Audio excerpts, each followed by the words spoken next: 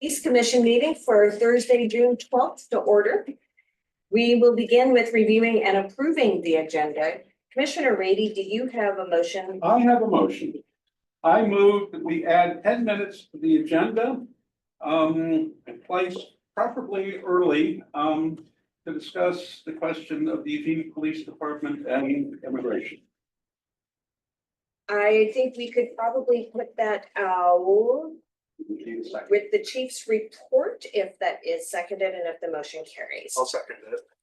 Thank you, Vice Chair. All in favor of adding 10 minutes to discuss, what was the topic again? Eugene Police Department and immigration. Eugene Police Department and immigration, directly after the chief's report on the agenda, please say aye. Aye. Sure. Okay, that one carries unanimously with who we have so far. We're still missing Councilor Groves. And we do have quorum. Thank you very much, John, for making quorum for us. Sure, thank you. Glad to be here. All right, so do I need to make another motion to approve the agenda in addition to the addition we just made? Can we just do that? I know one complaining. Yes, okay, seeing no vigorous objections. Fancy word for that. Unanimous consent. Thank you. Thank you, Vice Chair. I knew you knew. All right, our previous meeting recap. Our most recent previous meeting was our biannual meeting to develop our work plan for fiscal years 26 and 27. We had a work retreat that was actually remarkably productive and we got out on time. I will take credit for that. We received, so at the meeting previous to that one, we received the draft of policy 1021 for law enforcement, mental health and wellness, and some of the services that EPD will be providing to officers and employees. We reviewed and tabled policy 1206 for emerging technology. We also reviewed and tabled policy 368 for limited English proficiency services. We received a request from a member of the public to review the sexual assault policies, and those did make it onto our work plan for the next 2 years. Holly, I will hand the next section to you. Hopefully Councilor Groves will appear soon. So this agenda item is to elect our new police commission leadership for FY 26. So Jensina Hawkins will enter term as chair as well as Sean Shivers as vice chair. And so we will submit a motion to nominate, and then we'll vote. And by way of voting, you can do yay or nay, or raise your hand. And there's no private vote, so everything is public. So I'll hand it off to whoever would like to get that started. I'll nominate Jensina for chair again. Thank you, Vice Chair. I'll accept the nomination. Anybody want to run against her? That's a fair question. I always like to double check. Does anyone else want this job? Seeing none, I move to appoint Jensina as chair. By unanimous consent. Second. Congratulations. You've won Thank you. chairmanship. And now I can't say I didn't know what I was getting into. Yeah, and it takes a year to figure it out. And I got a practice run even before the first term. Okay, so now that we have that, go ahead. I move to nominate Amelia Folks as our vice president. Love it. Do you accept the nomination? Oh, Commissioner yes. Fox? Thank you. I would also like to nominate Alan. I know he ran last time around. Commissioner Lyman, do you accept the nomination? Thank you, Commissioner Shivers. I appreciate that, but I'll decline that and we'll make it. This is, yeah. Thank you though. Yeah, of course. By the way, that nomination was presented to us by someone who actually is not allowed to vote because they are not here this evening. But Commissioner Neal wanted to express that he desired to have you nominated. Support as well. Yeah, I appreciate it and yeah, no, thank you All right. for passing that along. Not that you. All right, then. Do we need a second for the nomination for Commissioner Folks? To by unanimous consent. Okay, that works. Aye.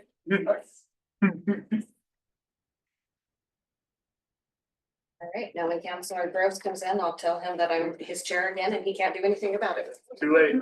Tell him he's chair. There's nothing he can do. You guys hold on.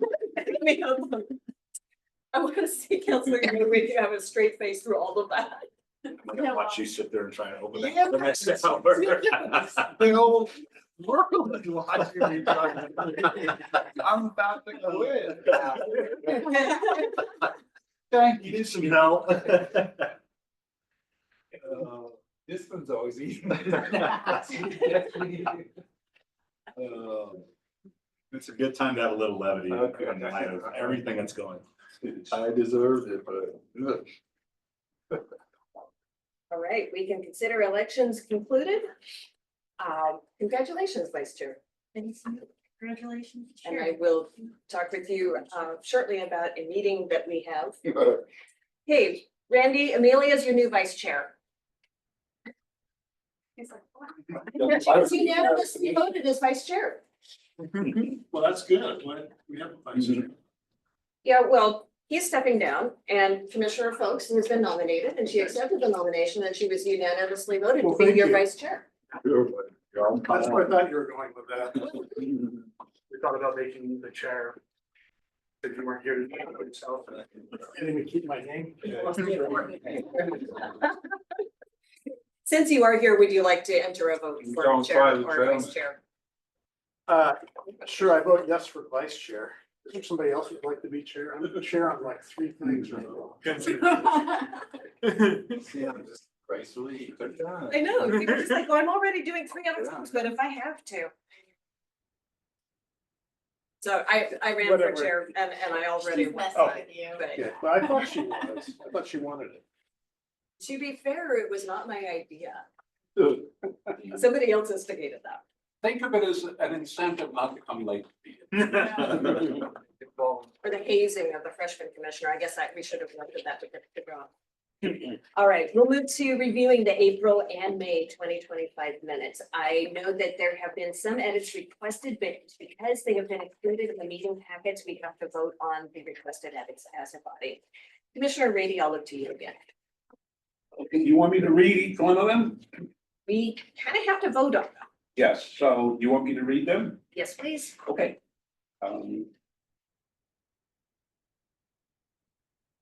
On page 3, under Commissioner comments, Commissioner Ye stated that she spoke to officers who were at City Hall during the demonstration and cited her appreciation. I believe in the demonstration.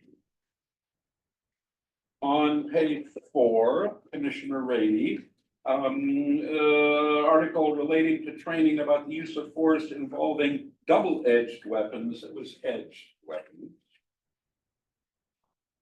On page 5, under the subcommittee report, on the second line, written policy, but were the word already doing some of the things in the policy developed by Sergeant Jordan. The word already should be inserted there. On page 6, the highlighted section where she didn't hear what I said. I don't think we can delete that without really harming the public record.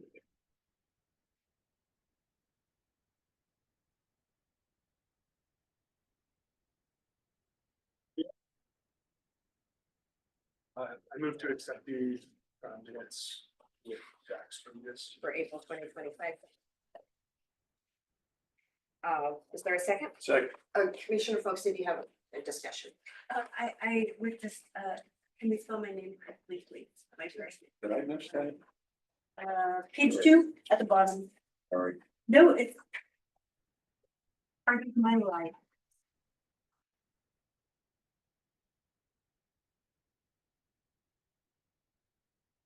Was it anywhere else in those minutes? Yeah. That it needed to be corrected? I'll search it. Thank you, Holly. And page 7 Yeah, thanks so much. and page 9. I'll just go. Okay, thank you, Holly. All right, so the motion is, was that a friendly amendment? Yeah. Okay, The motion with the friendly amendment is to accept the April 2025 minutes with the requests by Commissioners Brady and Commissioner Folks. All in favor, please say aye. Aye. Counselor Groves, I didn't register a vote from you. I said aye. Thank you. You gotta shout at me. You're all the way down at the end of Timbuktu. All right, moving on to the minutes from our May 2025 meeting. That was our work retreat. And I know that one had to have been more difficult because there were people walking around. Commissioner Reed.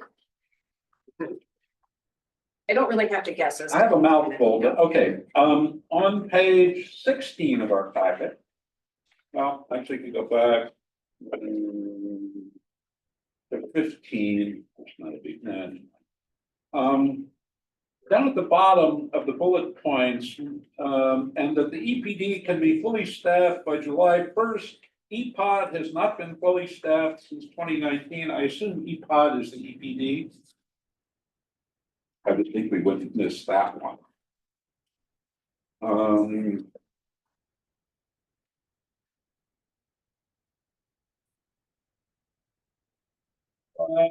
page 19.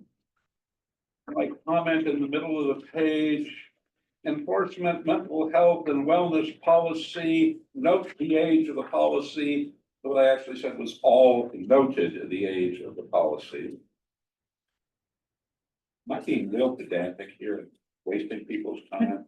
If I can back off this, but it bothers me. I mean, scrivener's errors, you can just send to Holly and she can fix. That's what I've been doing, but they have to be read aloud at our meeting I in order to agree. be on the public record, I've been told.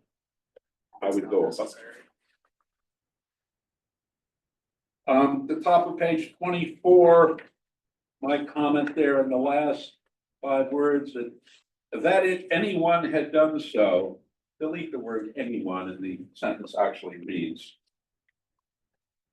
And I would note that there are 3 places in this report where the word forecasted was used when someone said something about something that was going to happen. And it's just, come on. What's your mind? Do you have a recommendation for a different term, Commissioner Reed? Said, I think I included them in what I sent to Holly. I picked different words and read a lot better. All right, any You don't additional? forecast, I'm going to run for vice president, you say it. Any additional discussion for the May 2025 minutes? Seeing none, all in favor of approving the May 2025 minutes with the suggestions recommended by Commissioner Reedy, please say aye. Aye. I see no nays and no abstentions. You will notice page 26 in your packet is the work plan. This will be a regular inclusion in our work packets going forward. I've asked Holly to include those so that we always have them in front of us as a reference point of when and why we are diving into some things. And so I will go to liaison reports. I'd like to welcome Commissioner John Bradley, who is joining us from Human Rights Commission. He has been designated as the liaison from HRC, who is replacing Dr. Silky Booker. Commissioner Bradley, if you would please share some about yourself, why you wanted to come join us on the Police Commission, and then an update from Human Rights Commission. Sure. Thank you, Chair. My name is John Bradley. I'm a social worker. I work with mostly combat veterans of the United States military in my regular day job, and leading other social workers who also serve combat veterans and veterans of the military. I want to serve as a liaison because I felt and believed for many years that policing is concurrently one of the most difficult and one of the most important things that we do. One of the most important things to get right. And so good, robust policies that both protect our rights and protect safety, very important. And so that's why I'm here, and one of the reasons that I serve on the Human Rights Commission as well. Related to updates for the Human Rights Commission, Chair, thank you so much for attending the last HRC meeting. Very much appreciated by all who attended, and by everyone on the Human Rights Commission. I'm really honored to work with you all here, so thank you for accepting me.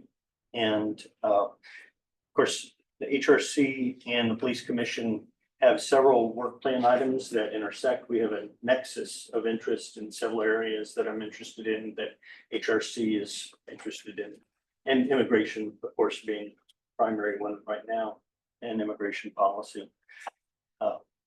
We also review every month in the HRC hate crimes report, and very much appreciate Chief Lieutenant Williams' attendance in that, and his responsiveness to HRC committee members and commission members. We also review the hate bias crimes report that's separate on a monthly basis. Mentioned immigration. We also in HRC will have elections this summer for a new chair and vice chair. And we just finished accepting nominations for our annual Human Rights Community Leadership Award ceremony, which will be held on the 22nd of June from 1 to 5 at the downtown library. We'll also have a panel discussion and honor that an organization and an individual who are champions of human rights in the city. That's the end of my report. Thank you. Welcome. Commissioner Bradley, is the HRC Awards ceremony on the 22nd? Is that open to the public? It is, yes. Commissioner Rady? Yes, is it true that you have worked doing mental health counseling with law enforcement professionals? I have, yes. Where have you been all our lives? You would be have been chair of the subcommittee rather than me, and far more qualified. Welcome aboard. Thank you. Appreciate it. I've also worked with folks, individuals who have been unfortunately the victims of abuse by law enforcement officers. So on both sides, I'm very interested in ensuring that, you know, our both law enforcement and our public, our neighbors, ourselves, we're living in as much harmony and peace as we possibly can, which I know is the aim of everyone on this commission and everyone in the PD. Commissioner Bradley, it's my understanding that Chair Burrell and Vice Chair Hira are both rolling off of Human Rights Commission. Is that correct? That's my understanding, Chair. We will miss working with them. Civilian Review Board, Commissioner Neal is not here this evening. He had another obligation. He did mention that the new auditor is supposed to begin in September. August 20th. August 20th. Wow. Okay. And in the room, we do have interim police auditor Lindsay Foltz. You were previously on police commission, right? When was that?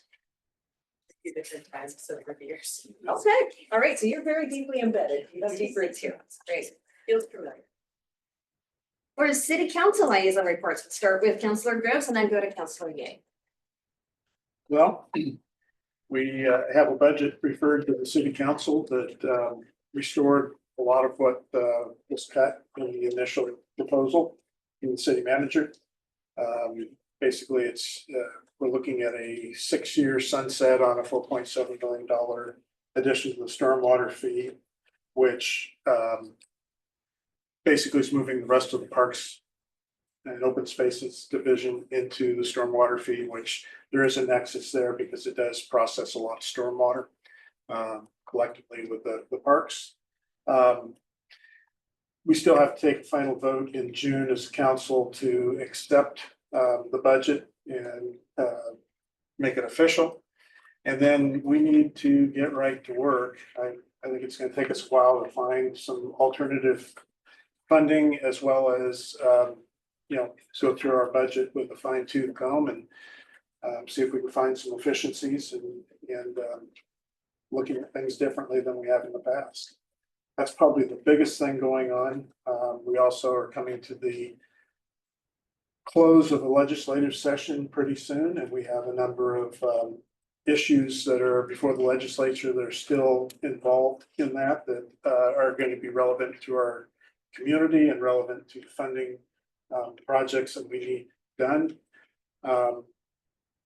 One of my roles is I'm the chair of the MPC, which is the Metropolitan Policy Commission, and that deals with transportation in our small metro area, and includes Springfield, Plain County, Eugene, LTD, and the city of Coburg. And so we're grappling with some of the reductions in Oregon Department of Transportation. And I mention that because there is a direct connection with police work. You don't do much good if you can't get from where you are to where the call is. And so this is very important that we maintain our infrastructure and keep things going on that end. As far as the police auditor goes, I've met with him a couple of times now. I'm actually very impressed with the body of knowledge and experience he's bringing to the table. And I'm looking forward to doing what I can to help get him onboarded and to work. Those are the big issues. Thank you, Councilor Groves. Councilor Ye? I think that Randy covered everything pretty well. After I got my name called back together, I think it'd be much better. All right, we'll go into commissioners' comments, and I'll go in the order of arrival this evening, which means Councilor Rady, you are first. I have sad news. Which is, while my granddaughter did arrive this afternoon, and I was almost late for the meeting, being a little distracted, they declined my invitation to come and get introduced to all of you. So you don't get to meet my granddaughter, and I really regret that and apologize for it. But, someday in the future, and I will bring a picture next time. We appreciate that. Vice Chair Shivers. Yeah, as many of you probably saw in the email, this is my penultimate meeting. Next month, I will be my last meeting, and then I will actually stay on through August, just in case an emergency pops up and you need my vote for quorum or something. But I will be moving back to Colorado in late August, early September to for a variety of reasons. But yeah, it's been an absolute joy to work with all of you and everybody throughout the years. I will say you did not seek the chair's permission, nor was it granted. I do apologize. We are glad that you are here. By the way, please don't forget to send your formal notice to Polly so that she can file that with the city. Yeah. Incoming Vice Chair Folks. Thank you so much, Chair. Vice Chair in that. Thank you all for your vote, and me, I will be as professional as I possibly can. I wanted to thank City Council for their really amazing work and vote. I love our community pools, and it was heartbreaking to hear that that might have gone away, and the fact that they get to stay and animal welfare gets to stay and all of that, just I was so elated to read that. So thank you for your work on all of that. Commissioner Lyman. Thank you, Chair. Levity aside, it's a watershed moment in history. It's going to be, law enforcement's going to be faced with some tough things. We have federal troops on the streets of a, city not very far away. And that to some is frightening. To me, that's it's not good. And there's no reason to think that, this might not, some form, somehow it's already started. We've had our demonstrations, but just, so I just say, please, let's continue the reasoned good responses that we have. And if we are asked, I don't know, I assume there'll be some discussion about the cooperation and the whole ICE and EPD and federal relationship. I think that needs to be talked about. And the other thing I want to talk about is maybe I missed it, maybe I'm wrong, but I was surprised about the license plate readers. Like I did not know that, you know, we were considering that, and we spent a lot of time on technology. We spent a lot of time on the Guardian trailers. We've been doing a lot of talk about facial recognition. I just would have hoped that, hey, we're considering this, you know, I know that you make the decision and, you know, you didn't ask for consent or anything, but just to read about that in the paper, I was surprised, and I was asked about it by someone, and I was frankly a little embarrassed that I didn't know. And if I missed it, I apologize. It could have been talked about and I missed it, and I don't want to be that person. And that, you know, that the story out of Texas of a similar system, not the one that we are using, but being used to search all 50 states to see where someone had an abortion, you know, that is troubling. So again, we're in territory. I believe as a commission that we ought to look at the policy around license plate readers, and if there isn't one, I suggest that there should be one. So, but and I have confidence in EPD and the chief that he will navigate these waters that hopefully don't get too troubled. So, thank you, Chair. Thank you. Commissioner Bradley? I'd like to echo previous comment at thanking the commission and the city council, I'm sorry, for coming up with a solution that did not didn't result in significant cuts, or at least the cuts that we had previously anticipated to our programs that help our most vulnerable in the city.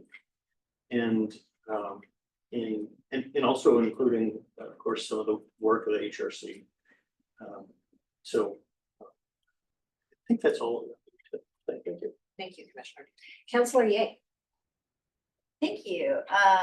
So thanks for sharing your guys' thoughts on the budget process. I really appreciate hearing from folks.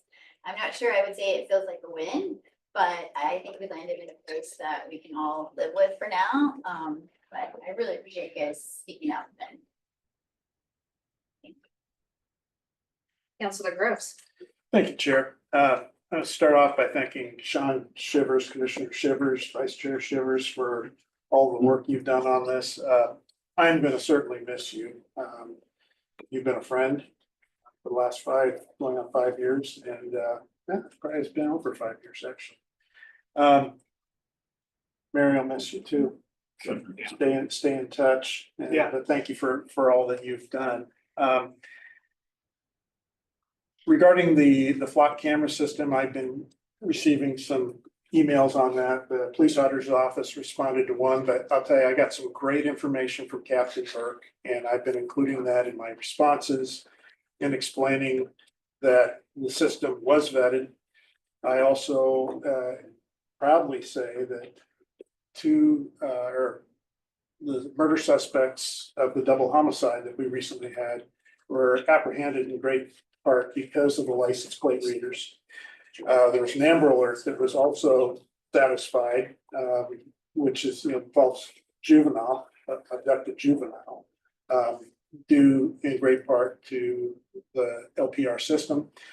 And the suspect in the embezzlement at the Eugene Weekly was apprehended in Ohio, not from the Eugene camera system, but from the local law enforcement camera reader or license plate reader system back there. So there's certainly an upside.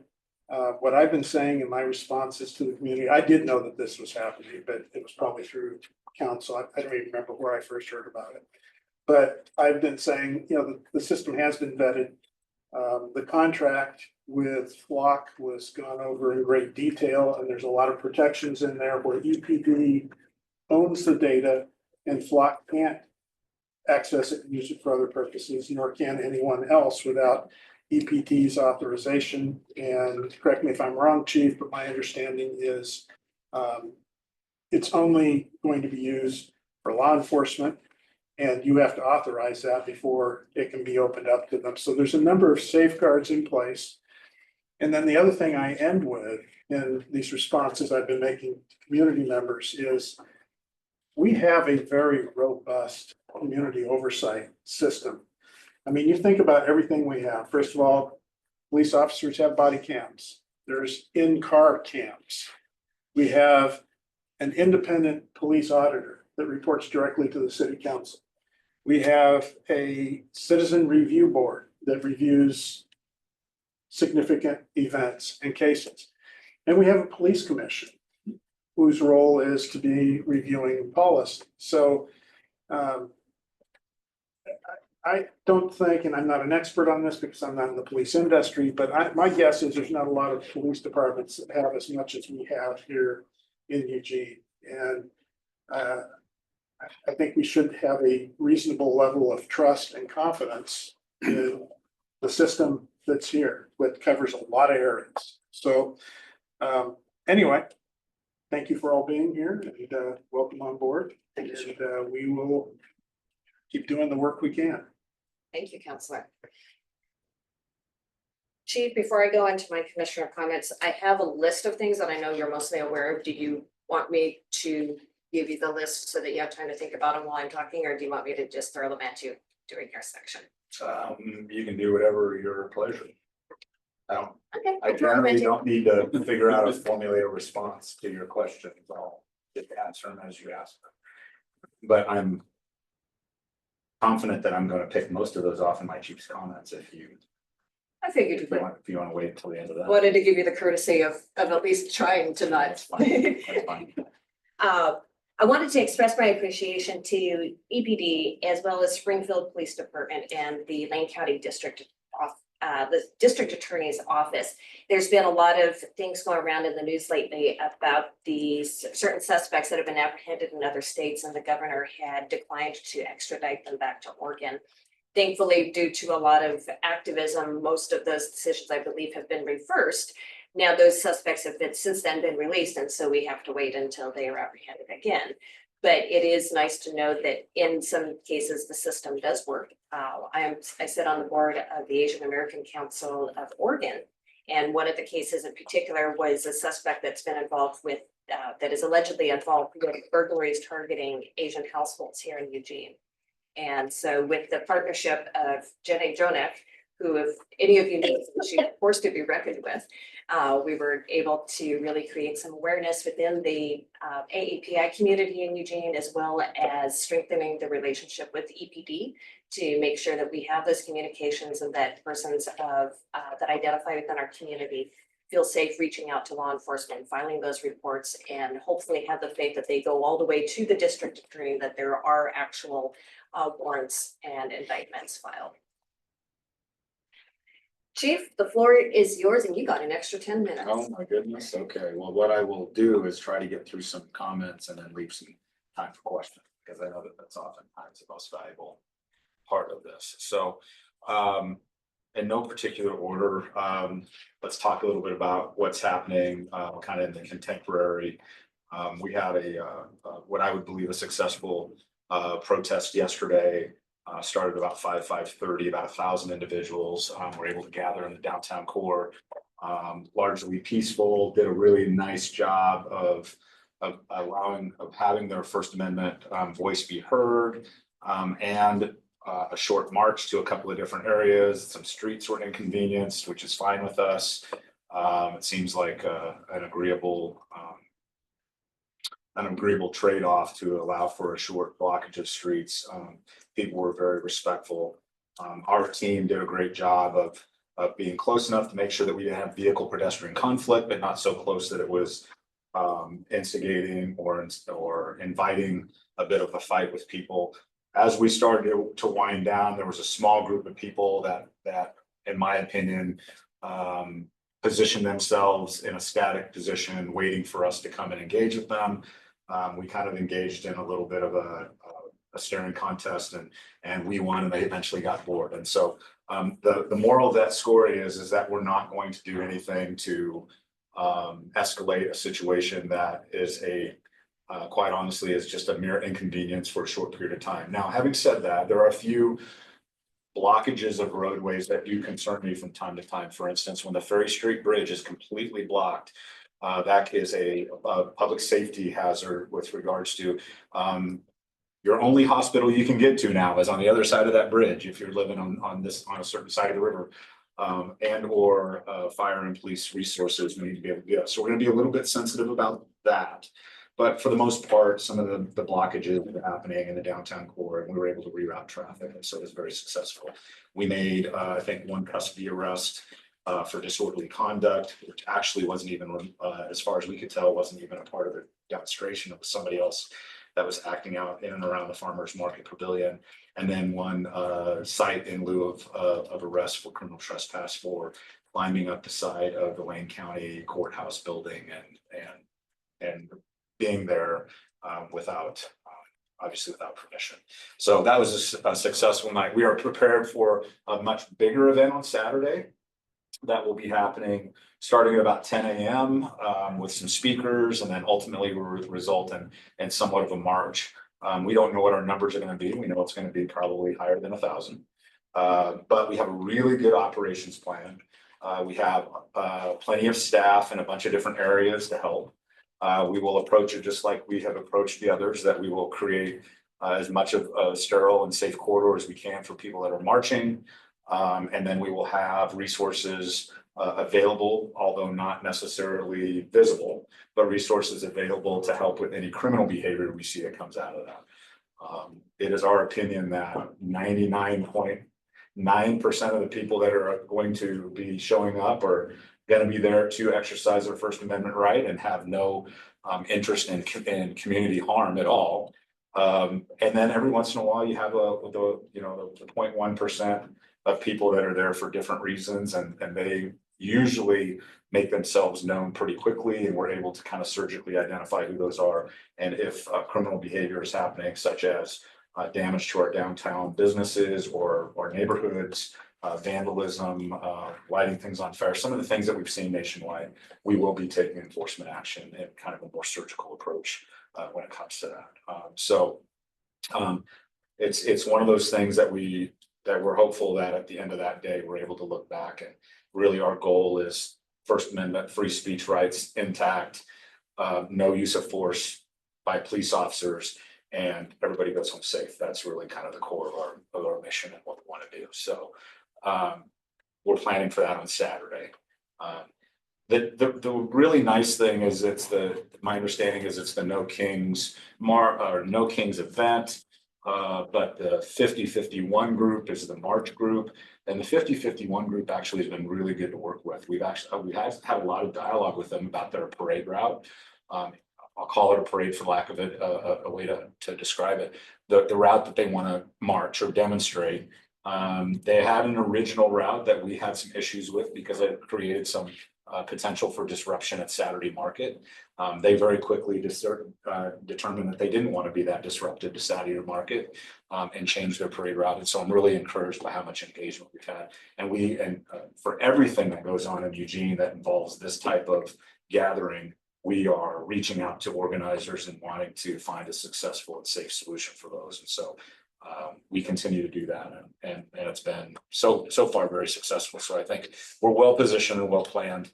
What my hope is for this community is that they find a way to be able to be heard during that march without feeling like they need to replicate what they're saying across the country. Because we all live in this community, we love this community. We want to make sure that we always want to leave it better than we found it. And I'm just encouraging people to be loud and be heard and do all the things they need to do, and just condemn the violence and the criminal behavior that has sometimes co-opted these otherwise peaceful events. So enough said on that. The other stuff that's going on, I hear you loud and clear on the LPR. Actually, we are in the final stages of the LPR policy that I would suggest that the police commission could take on and take a look at. The LPR, which is license plate reader, has been existing in the city for years. It's used by parking enforcement and out at the airport, and has been for years. This is a result of an Oregon Criminal Justice Commission grant, specifically awarded to us to help combat our organized retail theft. What we see and what LPR data has been able to prove so useful in is the people that are involved in retail theft are often showing up at some of our biggest retailers and driving away with thousands and thousands and thousands of dollars of goods, and the LPR is designed to help us be able to track when we get suspect vehicle information. I've got a really good fact sheet that I'm happy to send the commission that the city manager and city has to help answer some of these questions. It answers many of the questions that you may have, but some of the highlights are, LPR is used for criminal behavior. We can leverage LPR behavior for other things like silver and amber alerts. And if we have a suspect or a vehicle, not suspect, vehicle information to help us be able to do those types of things. We own that data. We don't share that data with anybody without our expressed, or at least my expressed authorization around that. So they don't have access, other people don't have access to that data. It's exactly what it sounds. It only takes the license plate from the rear of the vehicle only, not the front of the vehicle. So everything is rear vehicle only. And so it'll be very useful for us for a lot of things. Useful for stolen vehicle cases, organized retail theft cases, as Councilor Groves mentioned. Even before it's up and working, we felt like there was an exigent need to leverage the data that we did have after the county's double homicide. And so we were able to leverage that data and be able to do that. But we're going through final policy and certification and training in-house. So technically it's not up and running yet in its full and all of its glory. And so we're happy to offer policy. There's been other pieces of technology that have followed the same path.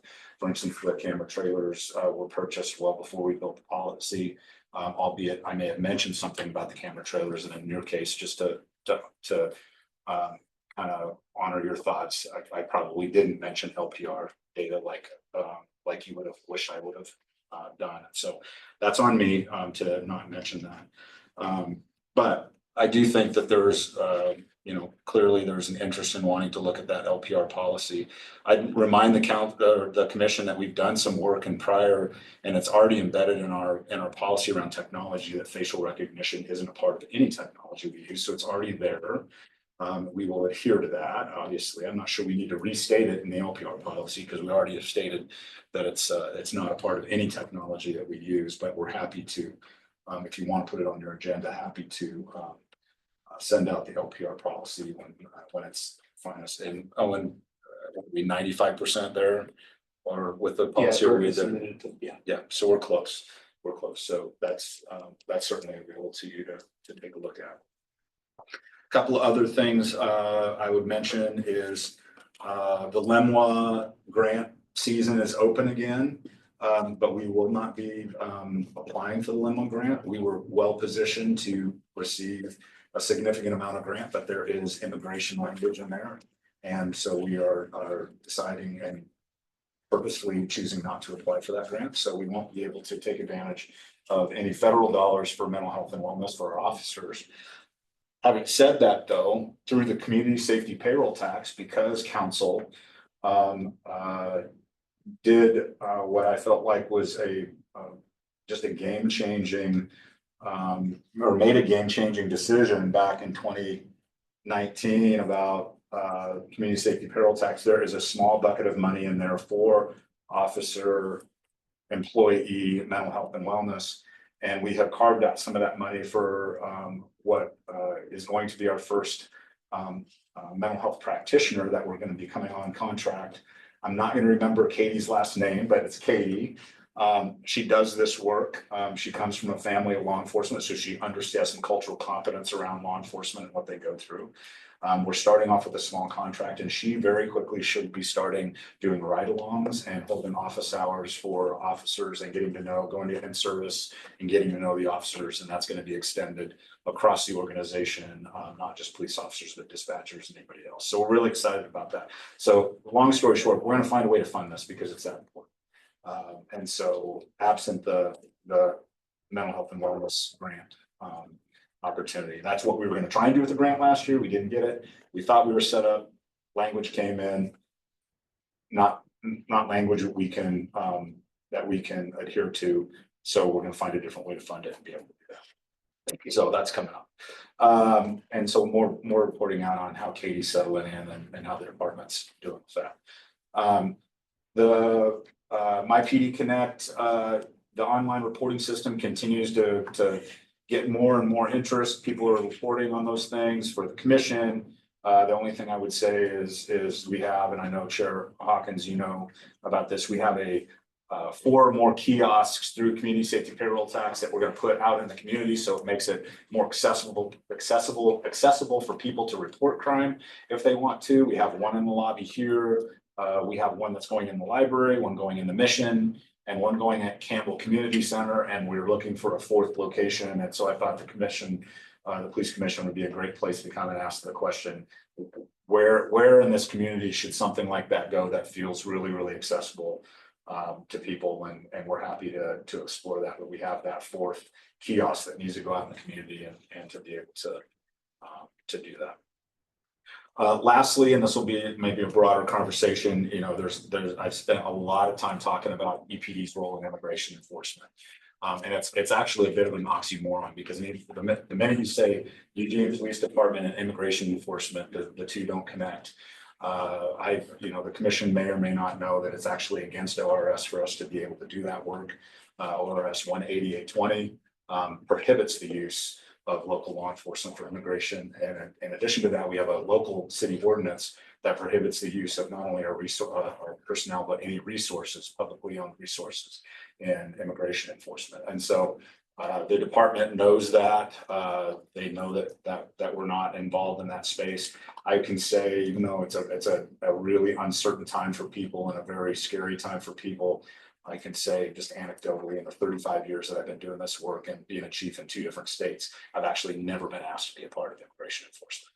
Not to say that it's not coming or that it's not different now, but we've had plenty of robust immigration enforcement, regardless of, you know, it's a bipartisan issue over history, and we've had a lot of immigration enforcement that has happened, whether we've known about it or not. But I'm confident that the police department understands what their role isn't, more than what their role is, what their role isn't, and that we're in a situation that if a request would come in, that our chain of command is robust enough that would likely not a decision being made by a supervisor on the street, that it would be something that would be vetted up through the chain of command and being able to do that. So we continue to try and communicate that to anybody that's willing to have the discussion with us.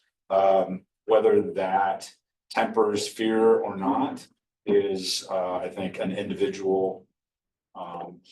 It's an individual reaction, but I'm happy to have any dialogue with anybody on this and be able to, so they can hear from me kind of what we will and what we won't do. I mean, the bottom line is we do have relationships with federal partners, regardless. We work closely with DEA. We work closely with FBI with terrorist threats and threat assessment. We work closely with U.S. Marshal Service when it comes to fugitives and being able to apprehend that. And so those relationships are important to continue to work. We work closely with Homeland Security as a matter of human trafficking and sex trafficking and internet crimes against children. There is one of their top priorities, or at least has been in the past, one of their top priorities around internet crimes against children. We want to be able to work closely with that, and then I think we can do that and draw the line on where that federal working relationship extends, or that shouldn't extend to the immigration world. So. And I'm happy to talk about that or to answer any questions I feel like I can have about that. So with that, I'm gonna stop there and let you guys ask questions. Chief, you only missed one that was on my list, so. Okay. Not bad. Does the Lane County Jail hold any of the federal immigration detainees? So my understanding, and again, this is a question for the jail, but my understanding is that if somebody is detained, that the Lane County Jail is a temporary holding facility before the federal authorities transport from there up to a federal deal. But I don't know that for sure. Our new sheriff, I don't know if he's an interim sheriff or what we're calling it, but Carl Wilkerson. I mean, he's been appointed by the commission, so I guess he's the sheriff.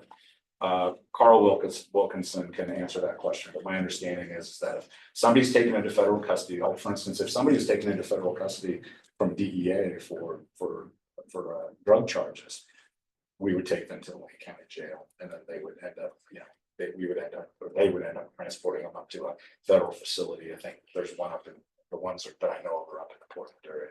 So my guess is yes, but I don't know for sure. One more question and then we'll go with the room. Are there any federal funds that EPD currently receives that would be jeopardized by this resistance to assisting with them? Yeah, nothing right now. So remember, our co-responder model is Bureau of Justice Administration downtown. So it's the mental health professional that's walking along with our police department. That is a BJA grant that we got well before this, so it's already been fully funded. There's no indication that that funding is going to be pulled back.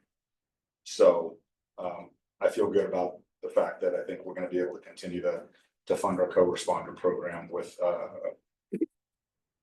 our BJA grant funding as well as our community safety federal tax funding. In the queue so far, I have Vice Chair Shivers followed by Councilor Groves. Yeah, my questions are on the immigration issue.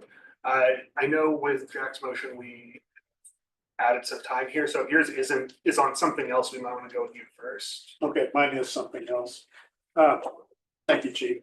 I had coffee with Attorney Chris Parra on Monday, and we were talking about extraditions, specifically around the crimes against our Asian community and how he indicated he's seeing a trend where the state's saying no to that because the state funds it, and the perception that they're trying to push, and we're seeing it in multiple areas, trying to push more of the cost and expense on the local governments.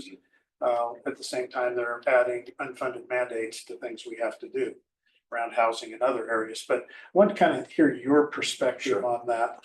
The first time we had this come up, and it's been this year, was when actually we were able, when I say we, I mean we as a law enforcement community, were able to capture the embezzlement suspect in Ohio. And the governor was not going to, the state was not going to fund the extradition. I had 2 detectives queued up with plane tickets ready to go because we recognize the importance to our community to bring that person back and give DA Perosa an opportunity to do what he needs to do. We would have done the same thing in Texas with this suspect if we would have had to. I think because of the advocacy that happened, things got reversed pretty quickly. But we would hope that the state would understand that these are important things to fund. And I don't want to overly advertise that we're going to go ahead and do it anyway. But at the end of the day, our mission around public safety, I also think extends to victims getting resolution as any time we can. And so we will continue to, on a case-by-case basis, make a decision about extradition if we have to pay for it. Okay, that's helpful. I was wondering if we had a backup plan. Yeah. But you're correct. I mean, both of those cases that we just cited, those are community impact cases. And, it's unsettling for our communities. I had the opportunity to speak with a number of our Asian community members, and taking this very personally, and they're scared. And I appreciate that, Council Rose. The other thing I would tell you, as much as we want to be a victim-centered organization, understand that it is absolutely crushing for a detective or a group of people to put together an investigation that is such a good, complex investigation, only to have no resolution around a prosecution. And so, you know, we got some skin in this game too. You know, we got a lot of hours on this, a lot of really good work, a lot of complex work, to only have the state say, no, we're not going to bring them back and hold them account for what they've done is a gut punch for us as well. So we're right there with these other groups that are struggling with this. If there's a way I can be supportive of this as a city councilor, I'm happy to step forward. Thank you. Yeah, happy to hear that. Thank you. I've been on demonstration. Commissioner White? Thanks. Chief, I want to thank you for acknowledging on the issue of the license plate readers that maybe it wasn't shared, and the thing about privacy and technology are clearly like just hot button issues for so many in our community, and Councilor Gross, you know, acknowledges that he got a lot of feedback. I got some about it.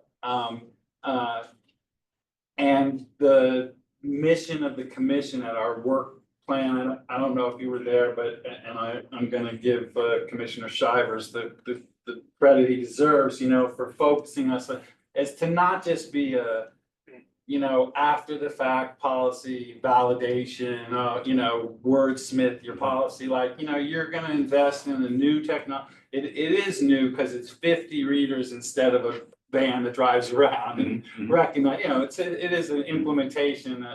And the thing is, like, I would be really, so I'll say it so that if it happens, you know, I said it. If, for instance, tomorrow suddenly we had red light cameras, you know, and we hadn't talked about the idea that you're gonna get this new enforcement technology tool and install it all over the city, that would be disappointing in the same way that the LPR, you know, and so that's and you're acknowledging it, and I am grateful for that, and you know, you don't have to, so I truly am appreciative. No, I appreciate those things. There are a couple of nuances that I would just point out that maybe helps frame this. First of all, we are getting red light cameras.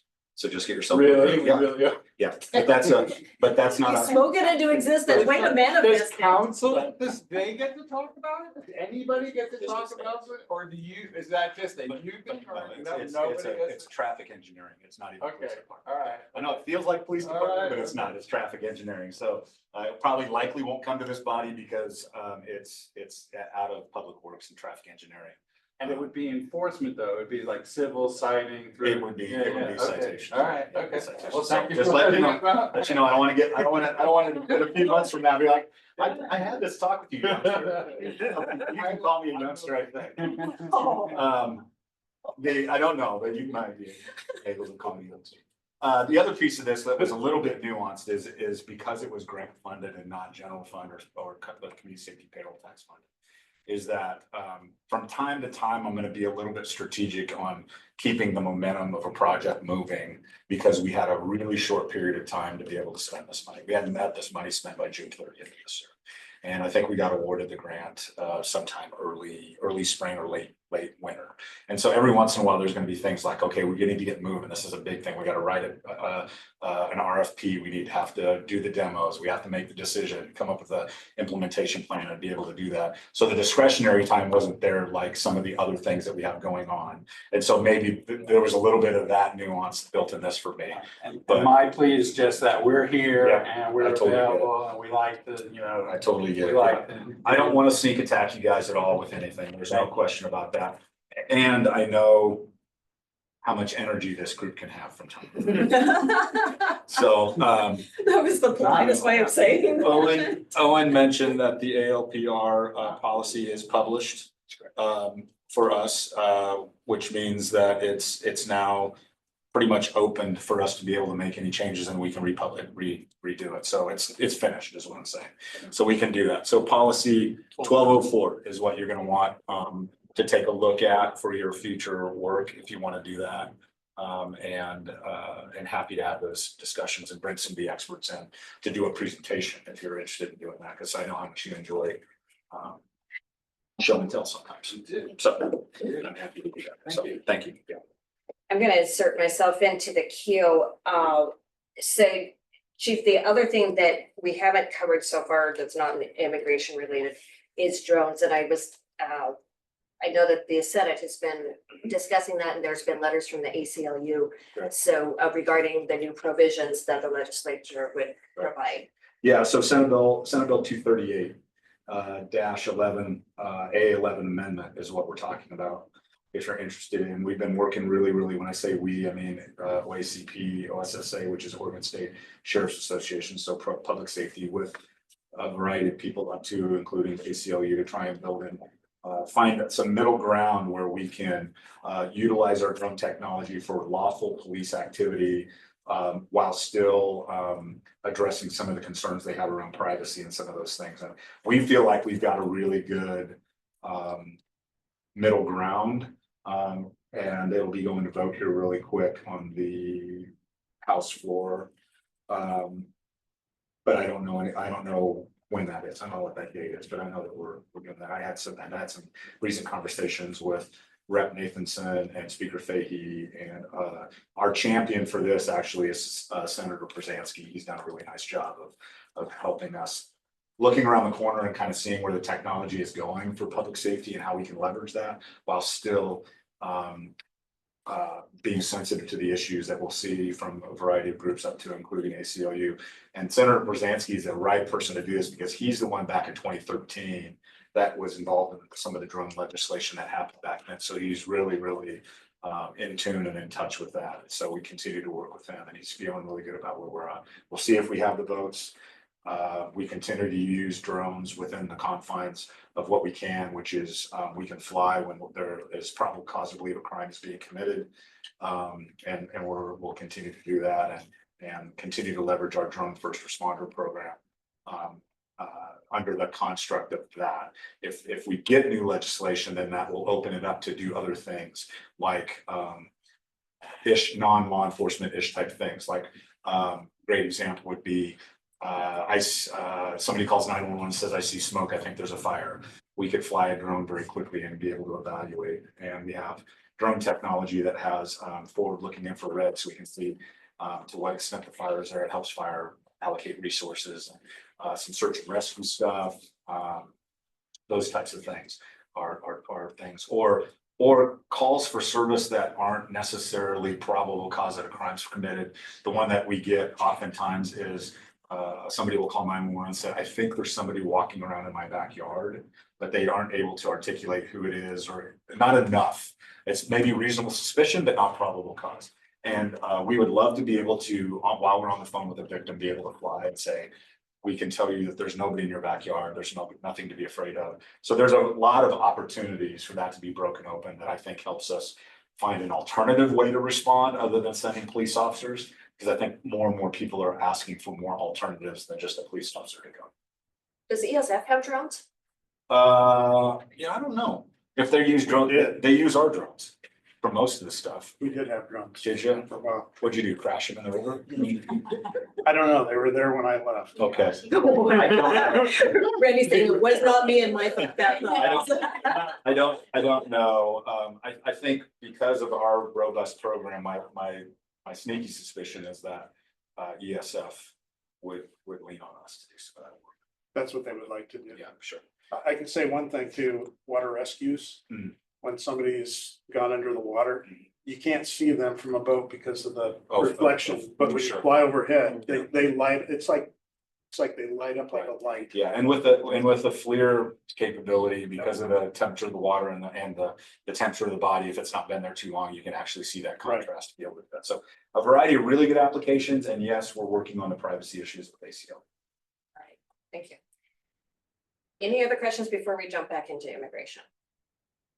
All right, Vice Chair Shivers. Yeah, so thanks for pointing out the ORS. I think it's an excellent example of how sustained activism throughout the year before something goes wrong can have a really big impact, even if you also are willing to take direct action.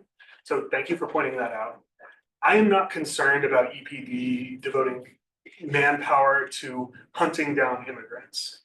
I am concerned that when the community stands up against this illegal action, you will stand on the side of the thugs kidnapping our friends.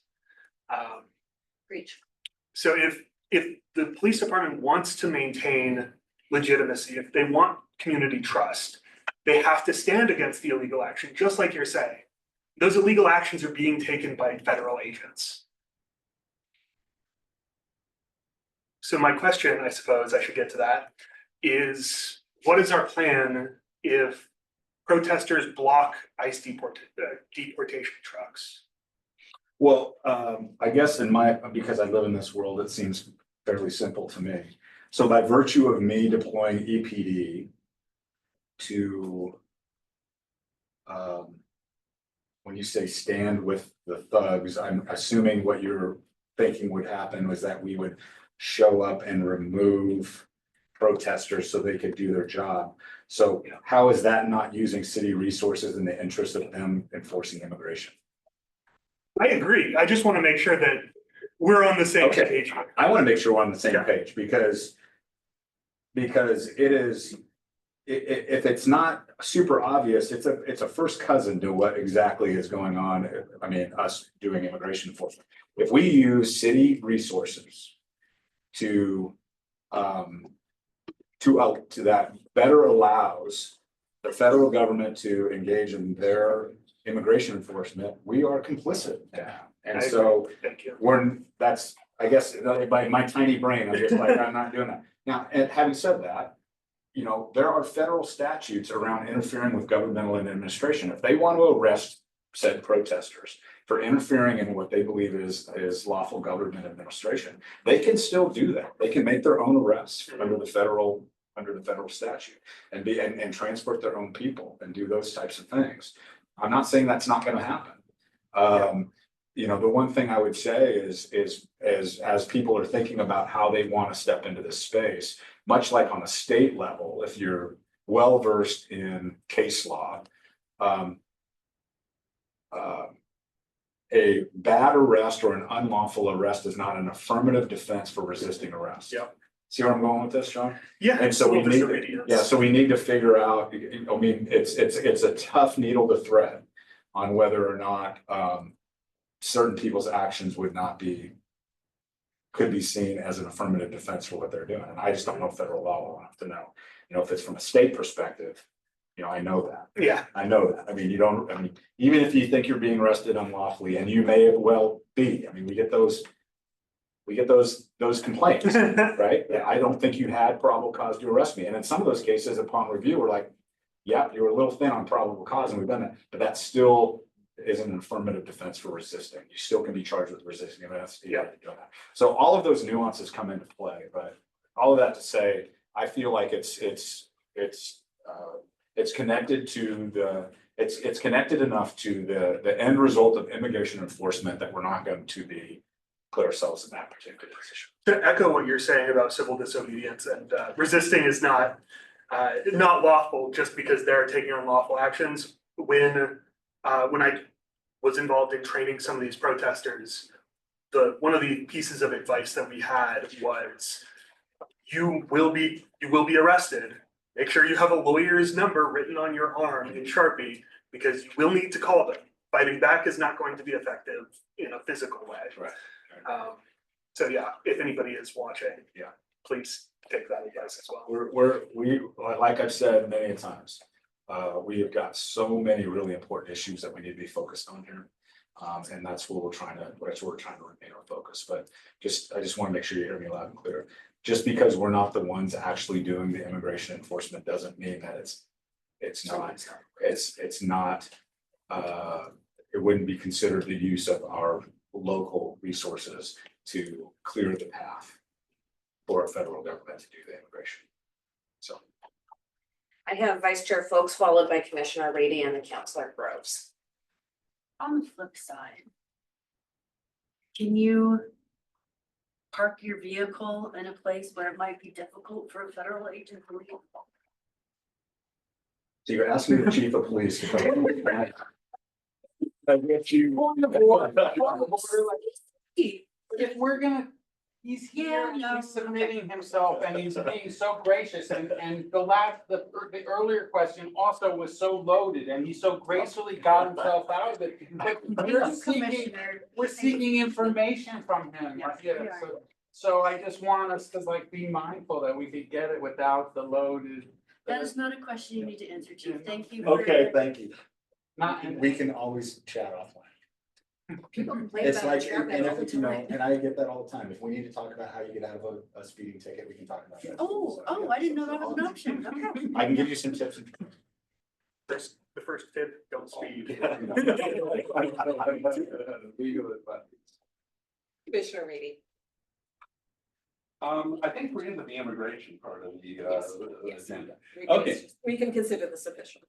I want to say that having been involved in demonstrations for most of my adult life and part of my junior life, and having seen a wide variety of police departments handling civil disorder of one level or another, my hat is totally off to the Eugene Police Department for a mature, professional, and human approach that differs from most of what I've seen in other places. I want to acknowledge that and express my gratitude. It's quite a thing for someone who has been chased repeatedly. The response to Commissioner Shivers regarding the use of resources leaves me practically in tears. It's so good. I'm so impressed. There's no fault in the logic, it's reasonable thinking, but I was going, and I think I shall, I'm going to offer a motion that will probably make the city attorney's head explode. Asking the city council to make it policy that the Eugene Police Department will not respond to requests for backup from ICE. Seconded. All right. Discussion. Now, well, I'm still at the floor and I would like to motivate the motion if I may. In normal times, this would be an absurd, outrageous and stupid motion to present because the law enforcement agency asking for support would get automatically backed up by the Eugene Police. These are not ordinary times. Today, a US senator from our largest state was put on his face and handcuffed for asking a question at a press conference. A member of a congressional staff was arrested in their office by ICE, not for being an illegal alien. The head of Homeland Security has declared that habeas corpus means the president has the right to arrest and deport anyone he wants. There have been calls for arrests of the governor of California. There have been American citizens, green card holders, legal residents picked up off the street by people wearing masks and carrying assault rifles.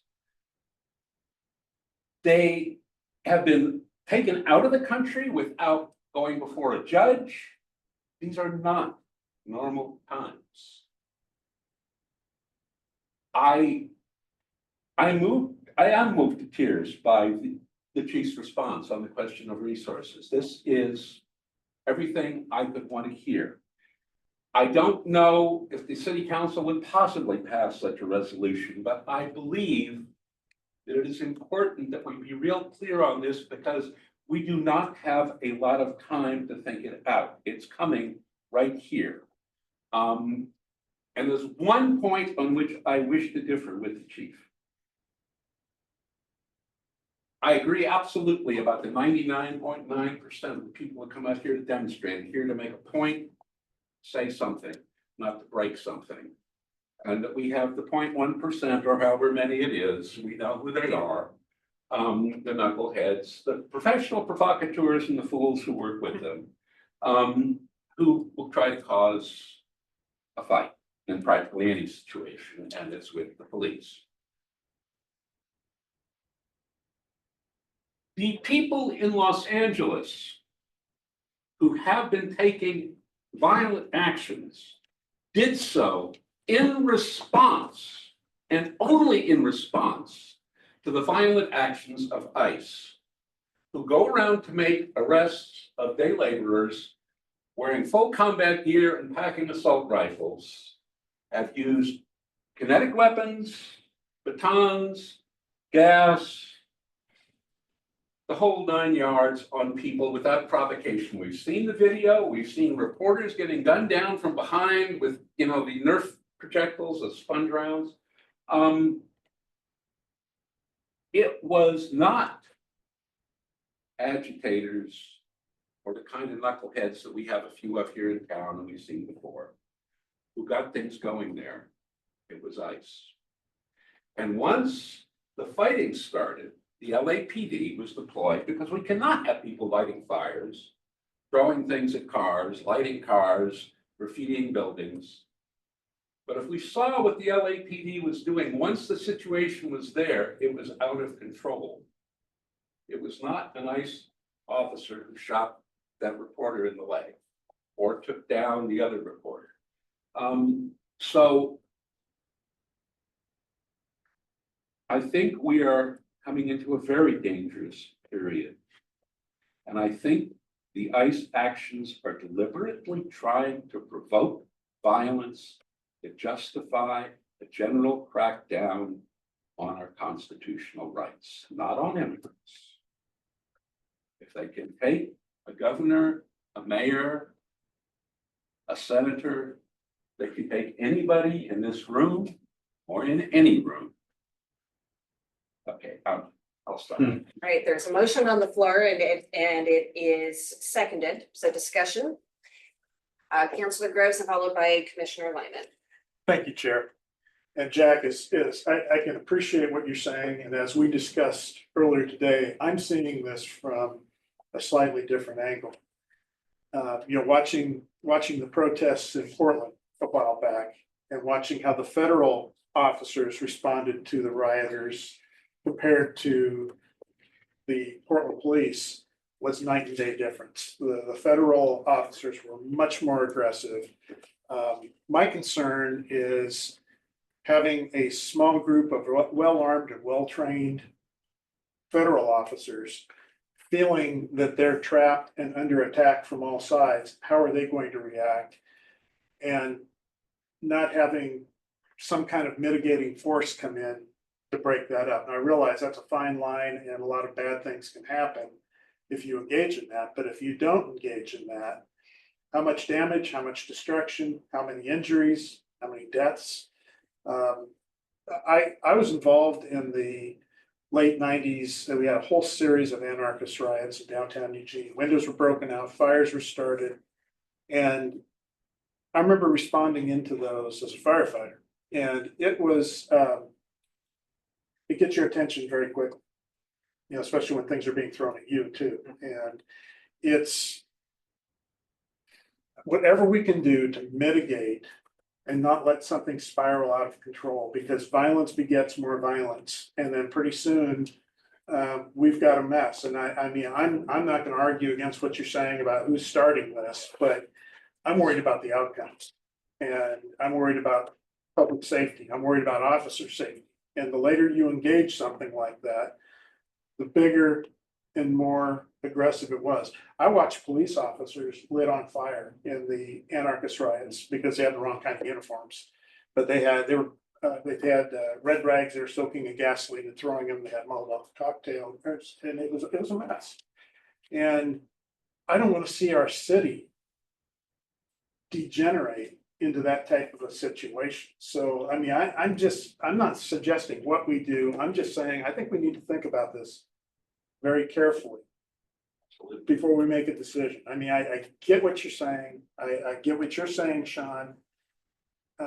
Jensina, I get it, but there's other things that have to be considered that play out further than what is happening with a detainment. Commissioner Lyman. I think this motion is incredibly ill-advised. I don't even think we should vote on it. I think the idea I think it would be a intrusion into city council. There is a state statute, there is a local ordinance.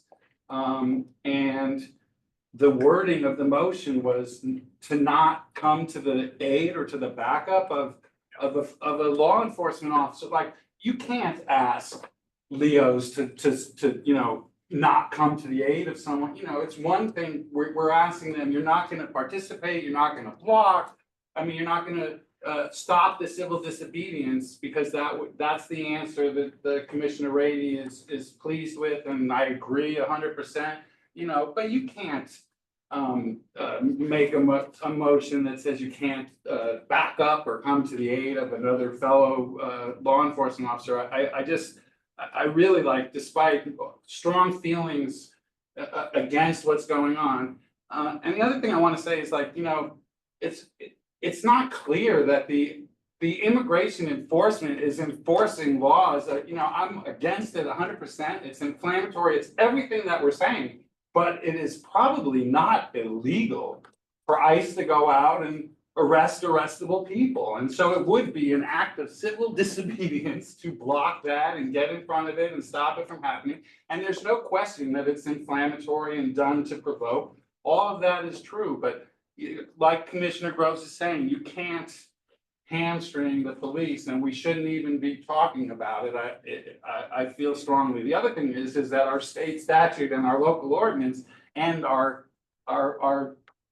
good attitude of our local police are what's gonna be more likely that we're gonna get a National Guard response or a federal, because we won't have, we are not helping at all. And so to me, it's a perceived greater risk to us of this, what's going on, because we're not assisting and we won't be out there helping. But yeah, I urge us to either, I would urge the maker of the motion to withdraw it. I guess if that's not possible, we can vote on it, but please, this is a road that we should not go down. Vice Chair Shivers, followed by Commissioner Rady. Yeah, I hear what you're saying, Alan, and I don't disagree. This is out of our hands, right? Like, our recommendation here is a very, very small thing, and I frankly don't expect the motion to pass. That being said, when you suspend due process, then everybody's arrestable. And I think it's still important for us to, even if it doesn't mean anything legally, I can't in good conscience not oppose in every way possible what ICE is doing. Commissioner Rady.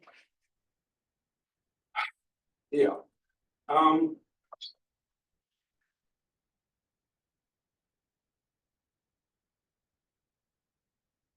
will not withdraw the motion.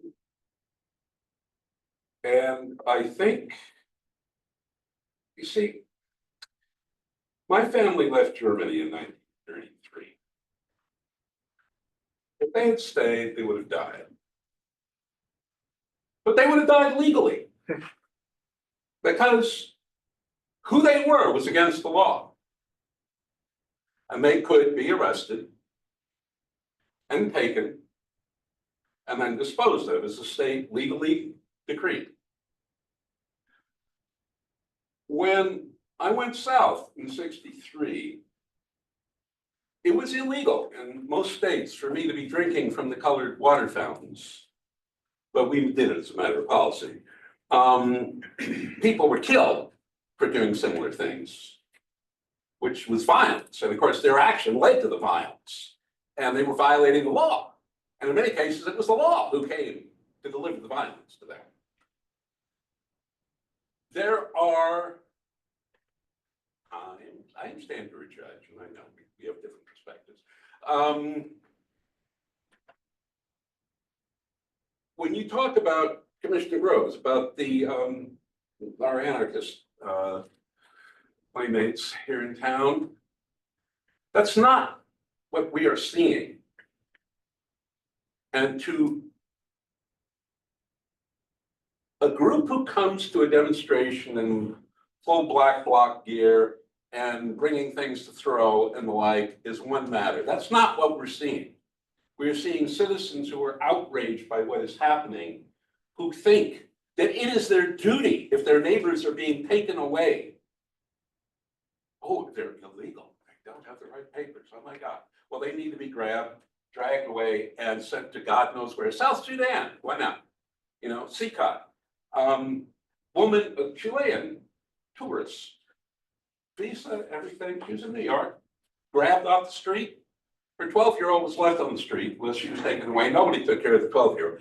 I mean, this is not ordinary legal procedure that is going on. This is something else entirely. I absolutely agree. If something I would. If this was a perfect world, the resolution would be unnecessary. I would expect the Eugene police to stand up against armed kidnappers in our community, whether they carry a badge or not. But I can't ask for that. I understand that. I wouldn't dream of it. And I'm not saying if fighting breaks out, the Eugene police is not required to come in and avoid injuries, prevent people and property from being hurt. But to come in being called by ICE for backup means they have started trouble and they want reinforcements to help them win the fight. If that's what we're going to do, that would be in violation of using our resources for this, which we're not supposed to. Could you give me the? And it would be inhuman. Could you restate your motion just so? If you have a substantive language that you would feel more comfortable with, I'd be happy to hear. No, I just want to hear it because I may have lost okay. it. Yeah. I move that we recommend to the city council that it adopt the policy that the Eugene Police Department not respond to backup requests from ICE. I have hands up. I'm actually gonna insert Counselor Ye before you guys. Yeah, please. And I'll try and calm down. Everybody who hasn't talked before me should give it. Counselor Ye. Yeah, sure. Do you want to respond first or? I got a couple of thoughts. Yeah, I got a couple of thoughts. I mean, it's just, I think, I understand where Commissioner Rady is trying to go. I think it's hard to paint with a broad brush all circumstances. There are a variety of scenarios in my mind that on a really bad day means our community is in harm's way because of regardless of who started the conflict. If bullets are flying, for you to say, I can't go, I would have an issue with that. The other piece that I think would be important is likely the federal government in town is not going to have the resources to handle the problem they got themselves in. Who better to stand them down and for us to take over negotiations, perimeter, tactics, peaceful resolution than your local police department in your community as opposed to your federal government. And that's the piece that I want to make sure isn't lost in your motion is when they call for backup, there's also an opportunity under the right circumstance for us to say, thanks a lot for getting us in this mess, but we've got it now. Now, can you do that? My question would be, because I've seen in places where it appeared that ICE was calling the tune and the local police were acting under their leadership rather than vice versa. If we can do it that way. Yeah, I think in some respects, it's about the relationship that we have. I think in other respects, it's about the amount of resources that we have at a moment's notice to safely resolve something. I would much rather resolve a critical incident in our community with our employees that can actually solve that. And so I'm not saying that I have the perfect scenario and playbook by which that would happen. I would just hate to not to put a motion on the table that would prevent us from actually engaging in that type of strategy to be able to safely resolve something. Because at the end of the day, it doesn't matter who started the fight. If the fight's happening, it's our job to make sure that we find a peaceful resolution for everybody involved. And so that's one of my concerns with just the language. I think Can you think of a better wording that makes, or is it the last thing in the world you're gonna do is get the chief to come up with a motion. Counselor Ye. You, and I figured you would say it better than I did. So thank you for that. I agree. You know, I know it is frustrating and heartbreaking and you watch the news. I have friends in LA. I have a friend who is delivering supplies to protesters and I worry about him every day. And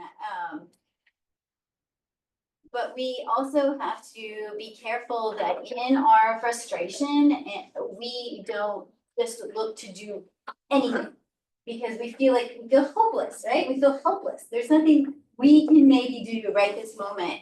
And I feel like this is one of those things that like feels like you're doing a thing, which isn't getting to the what you really want to accomplish, right? And we have to trust our local law enforcement to make good decisions. We trust them every single day to make good decisions. That's why we exist, to help them do that, to have good policies and procedures to back them up as they're going out to make those good decisions. And if we start putting blanket, you will not do any of this, it ties their hands to be able to react to a situation as it's happening. So I don't know if it can be reworded to make it better, but the way it is now, it doesn't seem like a good idea for our community, in my opinion. Vice Chair Shivers. Yeah, so I want to make sure that everybody's empowered in this situation. Alan, Jack has declined to withdraw the motion. Do we want to make a motion to table this motion? Because we could do that and avoid the, Having a vote on it? yeah. I would rather see a friendly amendment, honestly, because this is a very timely issue. And as much as I understand and appreciate the other side of the conversation that's been brought to us by Councillor Groves, Councillor Ye, Chief Skinner, Commissioner Lyman, I think that there is power in a body of public officials making a recommendation to city council, whether or not they choose to codify it. And our expectation probably is that they won't. But I think that there is a lot of power in our body making a statement. That being said, I have not yet decided how I would vote on that motion myself.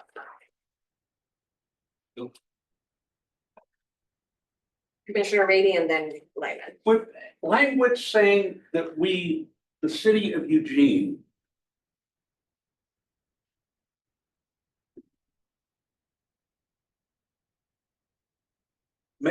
issues a statement saying we do not wish to see our law enforcement department used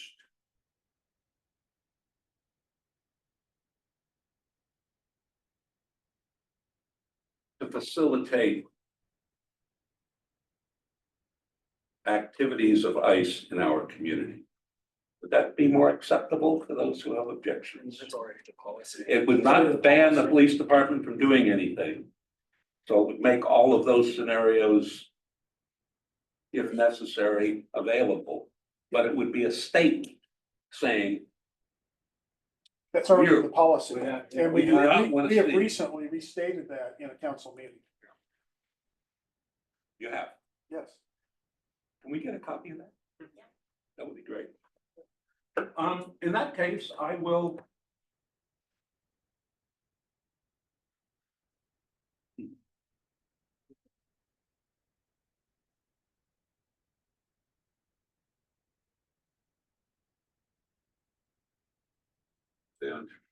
We can, We're do what you want. not that far apart. No, I think there's, if I may just offer, it's not uncommon for, in my time here in Eugene, for, when things are already codified in either policy or statute. It's not uncommon for city council to reaffirm their commitment to following said policy or statute. I could see this commission wanting to have a voice in this and saying, we want to very loudly reaffirm ORS 18820 and City of Eugene ordinance, whatever that number is, and I've got it in my email. As it pertains to the use of public resources to facilitate immigration enforcement. And be able to just highlight or daylight what's already in place, but is often embedded in a lot of other ORS and a lot of other city ordinances that people don't even know. How many people don't even know that there's an ORS that prohibits our use of resources? Nobody. Right. I mean, every time I have a conversation, they say, what do you mean it's against, it's actually against ORS for us to do this. So the ability to just reaffirm that and just very loudly proclaim that might be really helpful as a path forward. I would accept that. So as I understand it, the motion as it stands now is for police commission to request that city council reaffirm their commitment to ORS 188.120, and the city ordinance, then number will be established at a later point. Commissioner Lyman? Okay, I heard, if I'm not incorrect, I thought I just heard that they just did that. So I think we should hear what they did before we pass a motion that it would be redundant. I think whether or not they did that, We have a voice, but I mean, it should be a voice of, yeah, I mean, just to say, okay, we urge you to do what you just did. If you want, if that makes us feel good, then we should do that, and I'm not gonna object. I wanted to clear up something. I believe that a ton of stuff that's happening is unconstitutional, is fascist, is illegal. I'm just saying that in general, the idea of enforcing it's nothing, they are laws of the United States, and they are allegedly being enforced, they are being abused in the enforcement of it. But I took your motion as hamstringing the police, but I don't want there to be out in the universe that I'm in any way supporting, so I Vice Chair appreciate Shivers. you letting me do that. Yeah. Thank you. I know where your heart is, Alan, and I appreciate your legal chops, as it were. I withdraw my second if we're gonna weaken the motion. I will accept that as a substitute motion. It'll only be a second. Is there another second then for the motion to recommend to city council that they reaffirm their commitment to RMS 188.120 and city ordinance 20579, both of which would prohibit EPD participating in and assisting with immigration enforcement activities? Is there a second? You're the one who did it. I will second. Commissioner Reedy. So any further discussion on the motion as it currently stands? Or are we ready to call the question? Is that the term? Move to call. Move to call the question. Do I have to get that seconded? No. Brief. Robert's rules. All right. All in favor of the motion, please say aye. Aye. So I have 6 ayes. Any opposed, please say nay. Councilor Groves is a nay. Any abstentions, please, Councilor Lyman. So the motion passes. Now, additionally, do we need to have a motion for me to make that recommendation at the next city council public hearing on behalf of police commission? Please. Because I think we've had some discussion before on whether or not the chair is allowed to speak on behalf of the police commission. So you are, and we have taken a stance on this issue, so you could go and you could go to the Okay, media if you wanted. I will accept that as my marching orders. Thank you, Vice Chair. That being said, generally, when we send this kind of recommendation, we send a memo. Okay. And that's how it gets off. Then we will have that done, and Holly will get that, and I will sign it. Thank you. Good job, Commissioner Reedy. All right, back to the chief's report. My goodness, we got robust. Chief, I have 2 additional questions.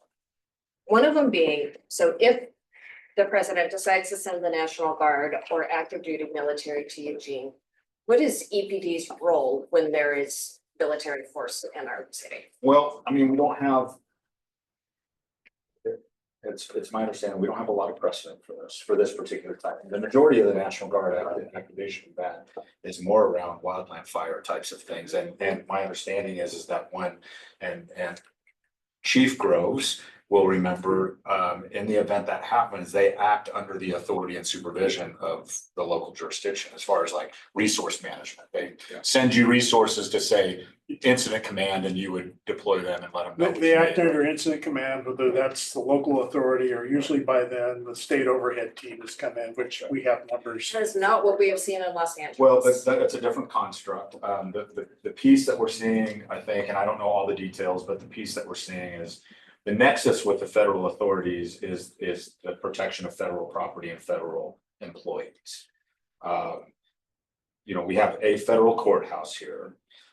If the federal courthouse was somehow overrun or was under siege or for whatever, for lack of a better way to put it, you could maybe see federal resources coming to protect that building. In Los Angeles, I don't know the discussions that they've had. I mean, it's happening concurrently with a lot of civil unrest, which you would hope that LAPD is handling actually protest work. And if they're there is just physical security protection of the particular building. But quite honestly, I don't know how that would work. Commissioner Rady and then Councilor Groves. I've actually been in a town that was occupied by the National Guard, and have some experience with it, including having a woman standing next to me, having a bayonet miss her chin by about an inch. But they operated under local police direction. Okay. They just. It makes sense, but provided that way they would do that. They would. And I saw pictures of them in LA lined up in front of the federal building, just protecting it. Yeah. That makes sense that they generally, anytime we get resources, that we get to direct where we need the resources and how, and they, you know, the downside of that is much like any mutual aid that happens, is that they're not bound by our auditor system, they're not bound by our policies, they're not bound by any of those things. And so that's the challenge that we would have with that. But it would have to be a significantly bad day with a lot of coexisting stars and alignment before you would see that happen. And likely it would not be a request that would come from us. Councilor Groves. I was just gonna say, Chair, I was only speaking to conflagration deployments. I don't know how it works under law enforcement. Yeah. And when they're deployed on a fire, they're usually put in mop-up situations, which isn't where the real danger is. Thank you. Chief, my final question. As you prepare for the No Kings protest on Saturday, what lessons has EPD learned from the George Floyd protests that you can be applied to what's coming this Saturday? Well, we're better trained than we were. I mean, that when that happened on May 20th in 2020, I mean, we were caught flat-footed. And it escalated quite good. The one piece that always has been interesting is the speed of social media and how it's able to get the word out. And that was part of one of the things. So we're better trained. We actually have a team of officers that have, through lessons learned through that time, have been really well trained in a variety of de-escalation tactics, to include crowd management tactics that I think we didn't have. I think we're better equipped to handle our own business without having to call in outside resources, which I think is good, because we kind of we're all using the same playbook when that happens. You know, we have technology that's been better placed now than it has ever been before to help us understand how to identify instigators and to be able to deal with them. And we've, for lack of a better way to put this, I mean, we've just built through time and relationship, we built a good way to we just have really good interactions with many of these groups that are happening. As far as, when I say good, I mean at least good dialogue and open dialogue around that. I really do think that the organizers of these events are not the issue for us. They're actually really good people that do a pretty dang good job of running these events and understanding what the rules are. It is really the other people that co-opt this thing. And so I think we're just better equipped through experience. One thing is the types of resources we throw at it. We were fairly demonstrative in our response to some of the George Floyd stuff. Wrong people, wrong mission, wrong time. We used a sledgehammer in a couple of instances where we didn't need to. And so we learned from that as well. So I think it's just a combination of stuff. There's no one lesson learned that somehow is kind of magic book for us. I think it's just the culmination of all of this. And remember, we did that during 2020 and in early 2021, you know, upwards of 75 or 100 times. So, you know, we've got good muscle memory when it comes to this. So. All right, thank you, Chief, and thank you for letting us put you in the hot seat for Yeah, a good no hour. worries. No worries. All right, moving into the draft of our fiscal year 26 and 27 work plan. We had discussion about adding the license plate reader policy 1204 to our work plan. Vice Chair, I'll look to you for a motion. Yeah, I'll move to add that to the parking lot. And it can be added To the parking lot or under emergent issues? So if it's under emergent issues, then it's chair discretion. Doesn't need a motion. I think the body would like to vote on it probably. Yeah, so that's Okay. why I think adding it to the parking lot Okay. would be. All right. The best. So we have a motion to add the license plate reader check policy number 1204 to the parking lot of our work plan. Is there a second? So Seconded by Councilor Groves and by Vice Chair Election Fox. All right, any discussion on that before we vote? Would that be considered number 20? Yes. Okay. Thank you, Vice Chair. All right, all in favor of adding the license plate reader check policy 1204 to the work plan item number 20, please say aye. Aye. That was unanimous, unless there were any nays. I didn't hear any nays. All right, But Holly, will you please send it to us now, like, you know, with the next packet or something, so that we can okay, you bet. Thank you. know whether to move it up or not.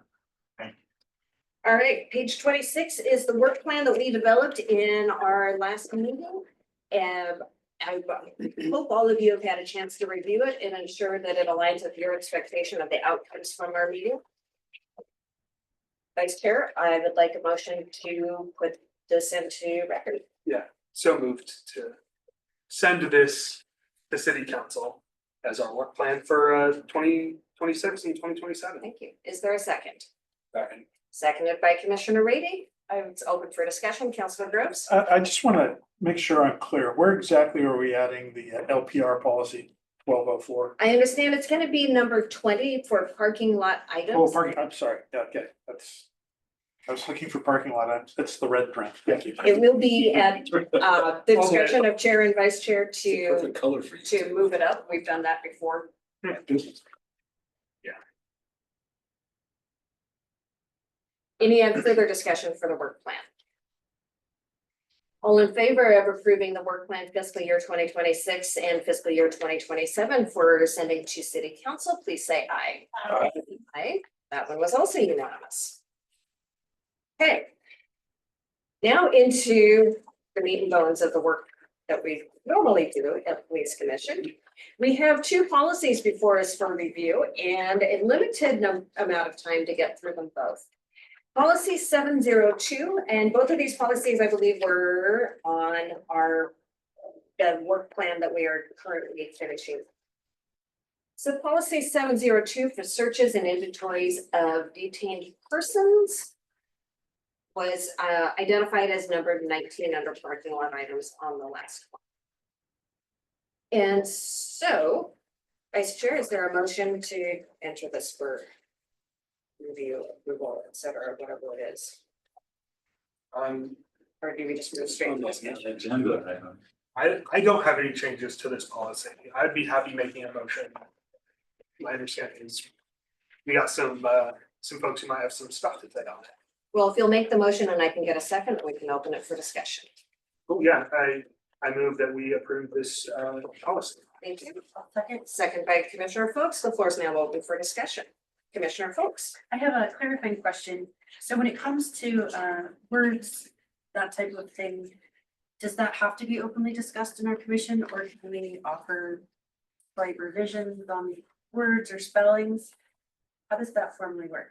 So since this has already been accepted, we do need to have that discussion here and talk about it.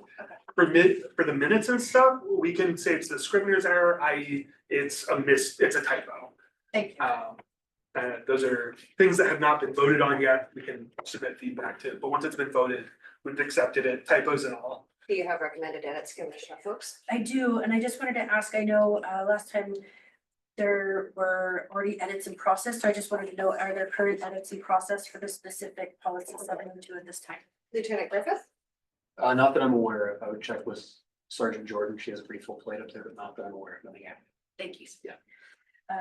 I do have a couple recommendations on language. Page 28 under personal property inventory, just language on second sentence, when an officer knows he will be transporting, changing that to the next section down, strip search or visual body cavity search, his or her, changing it to there. So using gender neutral language instead of he, her. Yeah, Okay, that's. I'm actually surprised we didn't catch that, because we've done It's, The entire policy manual for gender neutral. it is Interesting. it is a motion that we've made to incorporate gender neutral language in all of our policy. So anytime you catch it, Yeah. point it out. Okay. How would you recommend the gender neutral language for the physical body cavity search? Would we say something as far as the sex assigned at birth then, instead of a female person? There. Where's that? Oh, on the Oh, bottom of yeah. 28. I would say, the vagina of a person. Because it. Yeah. Any Okay. person could have a vagina. All right, thank you. Additional edits? That was, oh, I did have a question, so, page 29, section E, second sentence, an officer of the same sex, That's tricky. maybe in the weeds here, but semantics, a preferred sex officer, does that make sense? If I'm an individual who identifies as a man, can I choose to have a male officer provide a search, or is that? Say that again, Amelia. If I identify as a man and I'm out and I'm gonna have a search, can I request to have a male officer do that? Is that too in the weeds? I know you're talking. I mean, part of the policy, you know, anytime we're talking about policy, there's a couple of different, there's a multitude of things we're trying to accomplish. Number one is obviously preserving the rights and of the individual, but also limiting liability for the police department as well. And so much of the gender specific stuff is deeply rooted in libelous action as a result of male on female types of encounters, and probably to a lesser extent, female on male types of encounters. So I think, no, you're not wrong in bringing this up. I'd have to think about how we accomplish both those things. Is the because- suspect allowed to request an officer of Certainly certain could, like identity? if you could, and we might deny it. Mhm. You know, we have the ability to deny that request, if we feel like it's not appropriate, or we feel like there's some risk there. We certainly want to mitigate risk. I can understand mitigating risk. I'm not, in what context would you just deem it inappropriate? Because that seems very much infringing upon the rights of a person. Like in the if community. you were identified as a female, and you said, I only want male officers, I would not say, I would say, no, yeah, I'm not gonna do that. I'm not gonna send you a male officer just because you want a male officer touching you. It's just, I would, maybe not in all cases, but I would be very hesitant to do that in the interest of trying to mitigate risk for the department. Councilor Groves, I saw your hand, I thought. Oh, no. Vice Chair? Jack Oh. was first. Commissioner Brady. One, actually two. Oh, I have something on Amelia's suggestion. Go ahead. Yeah, so I would add something along the lines of, the officer's superior will consider this as a workaround, because exactly, if somebody's picked up on suspicion of prostitution and they request a male officer to be the one, or vice versa, a straight dude who claims otherwise would be my concern. So, but like pointing it out, like that it's something to consider, it's something to have in mind, That's more, I seems like understand. the best way. Protection and- Likely we would try to match up. Someone that identifies that in whatever gender, we would try to match up similar gender to the, we try to do that in many cases. Whether it's search, seizure, in some cases transport. You know, those types of things. So I'm not quite sure how to get to where we need to go, but it is, you know, it's something we want to be mindful of. And Is that based on observation of the officer, or is that an attempt to match it to possibly what is presented on their identification? Because, which is also fraught with peril, but I would hate for an officer to assume that someone is female No, we because just they ask. present as we female. just ask them, how do you identify? What are you comfortable with? I identify as a man, I'd be more comfortable with a male officer, or identify as a female, I'd be more comfortable with a female officer. And then we would try at every opportunity to make that accommodation. We just can't always do that. It's kind of like saying I only prefer to speak to a Spanish speaking officer. If you don't have a bilingual officer on, then we'll have to find a different way to make that means. I like what, Vice Chair Shivers, is it Shivers or Shivers? Should, like when you're cold, Okay. but I'm not particular. Okay.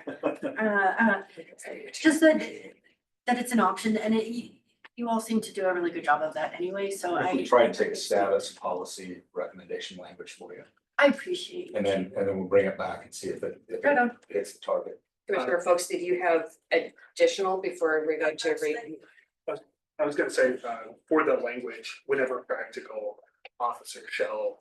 Yeah, so one recommendation, because this is really close.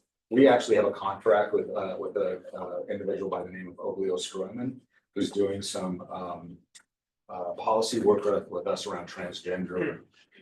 And so maybe this would be a great opportunity to have Oblio just take a look and see what they've done in other law enforcement agencies around us. So we do have that resource. And he'll actually be, just so that's another heads up for you, he'll actually be coming to this commission with some new policy language around specifically transgender employees within the police department. Yeah, we're building that policy out.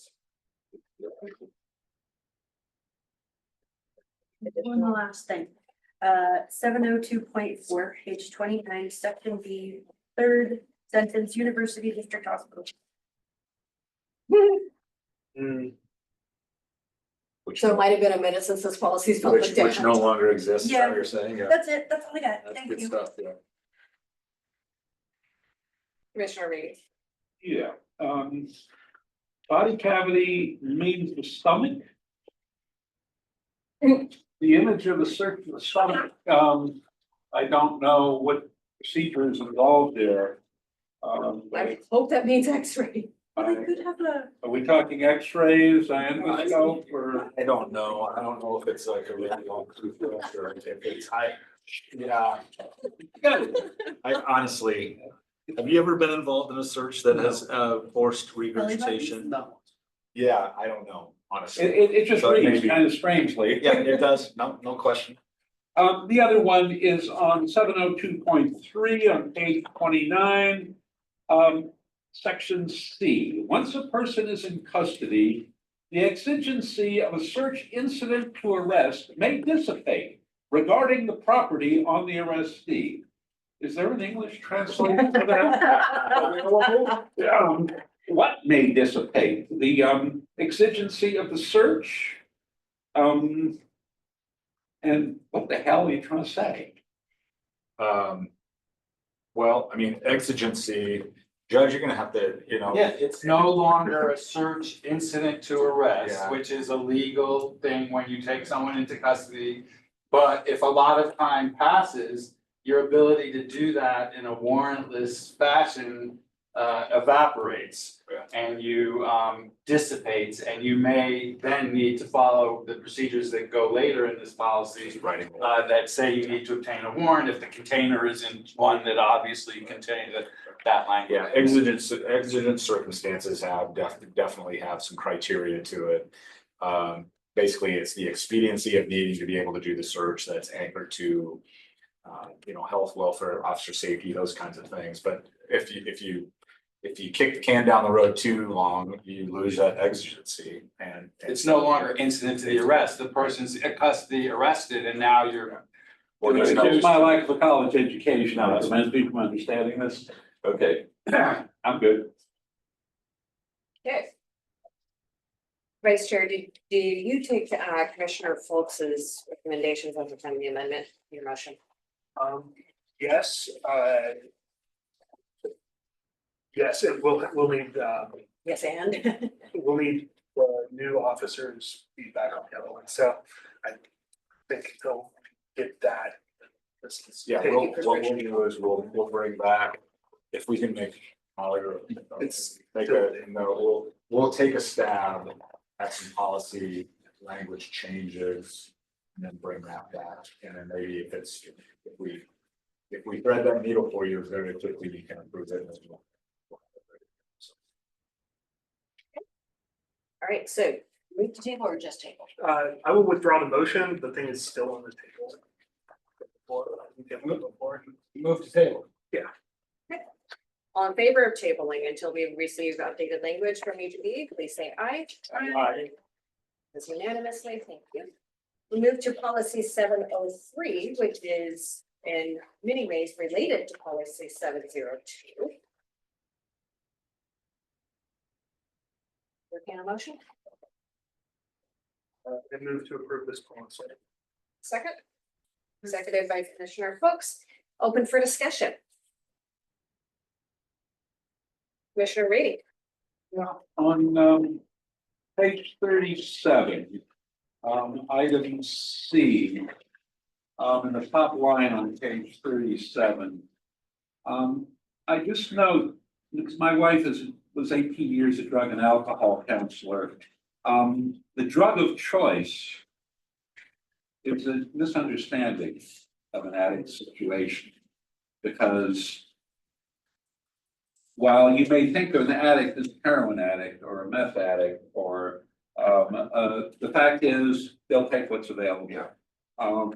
And I think that's just a poor choice of words in describing the situation.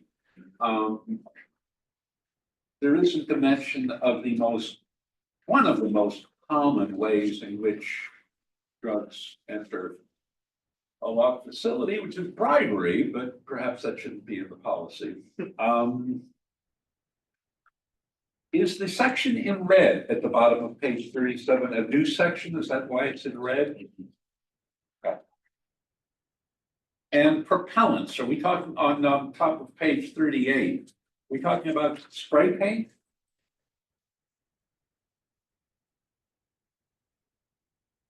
It says include e-cigarettes, propellants. I'm thinking, I don't have any experience with e-cigarettes. but- E-cigarette. Interesting. Couldn't propellant be a pressurized propane canister like for example? I think it's pressurized flammable, Well, yeah, that's pressurized, anything pressurized that's flammable or anything. I was thinking like Okay. a can It's of the aqua. propellant piece of that is pressurized, right? right. And then it's flammable. And I think, I don't know why e-cigarettes are on there. I don't know what's flammable. It's odd. E-cigarettes. That's all I have. Take a look at that. Well, there's a lighter inside of an e-cigarette. Makes it glow. Yeah, maybe. Oh, asthma thing would be a propellant, right? Is it flammable? I don't know. I don't know. The, Anything- even some medical devices are considered propellants, Yeah. that's all. Feel like it should be flammable and combustible. You want to be accurate. Part of, Who says the fire chief? well, part of this is. It's a degree difference. Doesn't say anything about it flammable. It says unstable and perishable. Propellants to include e-cigarette.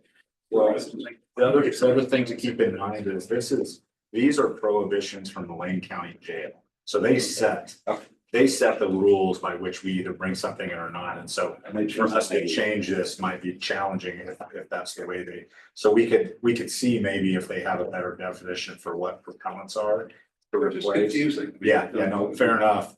But this is one of those interesting policies that actually is set by other people's rules that we have to follow. So, but we can check and just see, okay, what are we calling propellants now? That would be pepper spray. Yeah, it could be a lot of different things now. So. We want to take a vote on this? I'm curious about the food perishable items, if in purposes of where there's been somebody cited or arrested for criminal trespass and they have all the food that they own. Where are you at, Chair? I don't- I'm sorry, page 37 at section F. Okay. And if they have all the food that they own with them, what are you doing with the food?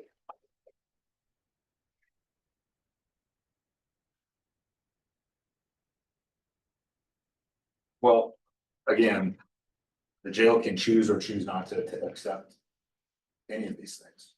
So, I mean, that's the challenge with this policy is that we can't change something here that tells the jail you're gonna accept perishable items. They're gonna do what they do. Like they control what's in their lockers, they control what enters their facility, we're just restating. That's your question, Not necessarily, just says. but they have no place else to put it. Lieutenant. Well, I having been on the street as of last October, I'm still newly housebroken upstairs.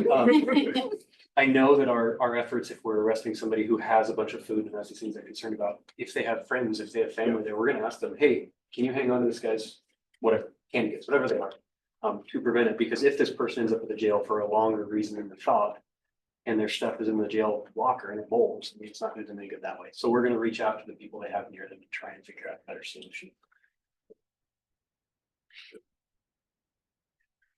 On page 36, the second paragraph, arresting officers who develop probable cause to believe evidence of a crime is located within a closed container that is not open and not subject to opening because it is not uniquely designed or objectively likely to contain any of the items listed, will have to seize the closed container and seek a search warrant before opening the container.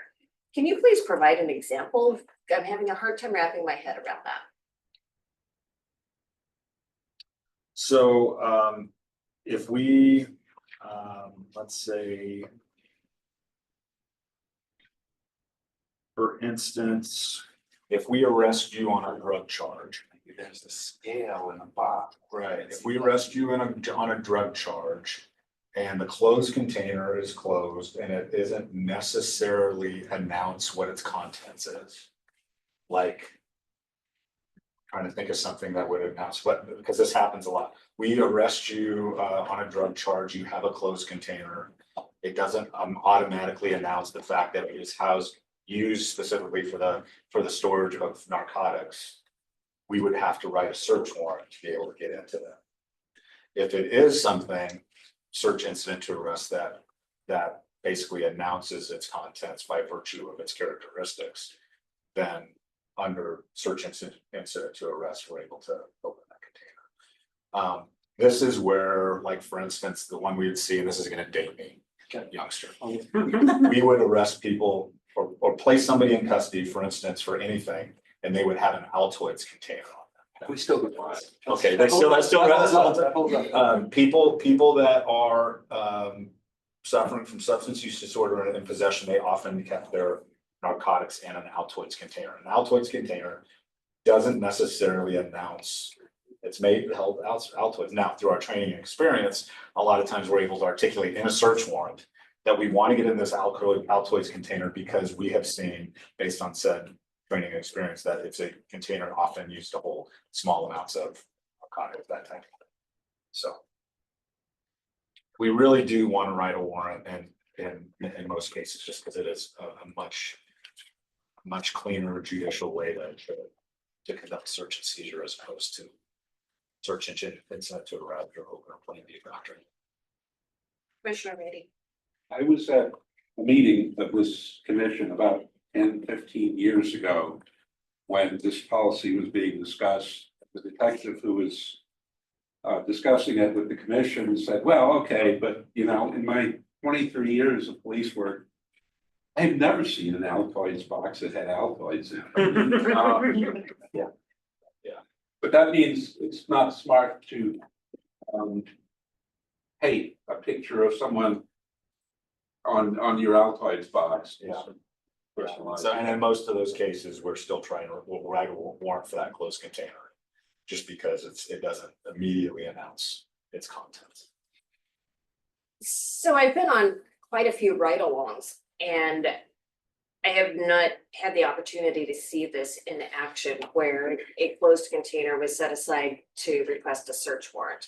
So is there a provision for opening the backpacks and the little zipper pouches inside the backpacks? And So you may, it may be happening and you're just, from your vantage point, you're not seeing it because you should be staying in the car and behaving yourself.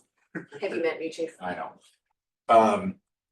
It's also case specific on the closed containers that we're having. Like, for instance, if we just caught you breaking into the Smith family bookstore and you have a backpack and we have reasonable suspicion to believe that elements of the crime are in said backpack, like burglar tools, is different than if we've arrested you on a warrant and you just happen to have a backpack. You know, it's two completely different things. So it's hard to articulate specifically because every case is so different when it comes to reasonable specific suspicion, probable cause, and the evidentiary nature in what we're doing. So I suppose from the other side of it, you also don't want to take the chance of missing a propellant e-cigarette Well, and the stashing it in the hot lockers outside the jail. Well, the inventory of the jail will happen regardless. By Okay. policy, the inventory of the property will bring it to jail. So what we try to do I see. is we try to minimize the amount of property that's going into the jail. Because A, they don't want to inventory it and they don't want to store it. What we have is we have invested through the community safety payroll tax, I might add. We have invested lockers outside of the jail facility that we're able to lock and key people's property so that they can retrieve it when they're released from jail. So that we minimize the amount of inventorying that has to happen in the jail. The stuff that should be coming in the jail is likely stuff that you have on your purse, pockets, those kinds of things. Backpacks and all that stuff, we avoid all of this if we just can lock it outside. Now, if they have a bunch of perishable food in there, then it might be rotten by the time they get back to it. But at least we're not burdening the jail with a bunch of inventory and then ultimately the destruction of that property because it can't go. So, Are there more questions? Because I have more. I heard that side, chief. Regarding firearms, so also on page 36, firearms will be stored at the evidence control unit, and I'm assuming that is even if they are not presumed to have been involved in the crime. where you at? Sure. Page 36A3. Sounds like all the guns go to the evidence control unit regardless of whether they're evidence. Is there, so when they are stored there, is there a differentiation between whether they are stored as evidence or as personal property? There is a differentiation, even though they go to the same deal. So you could store firearm as evidence because it's evidence of a crime.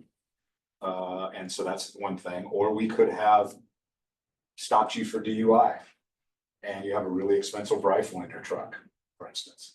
And we're not about ready to take the liability of leaving said rifle out on the side of the road. And so we're gonna seize that and keep it for safekeeping and take it to ECU for safekeeping for you to pick up on a future date. Is there an appendix providing how a person would be able to go to ECU and pick up their property that was not involved with the So- crime? Sure, when they get their property receipt from us, there's their copy on the back of it has very specific and clear directions about the phone number they call, the hours they can call, and how to set up that appointment. We don't want them just showing up randomly if there's nobody there staff, so they have to call and set up an appointment ahead of time.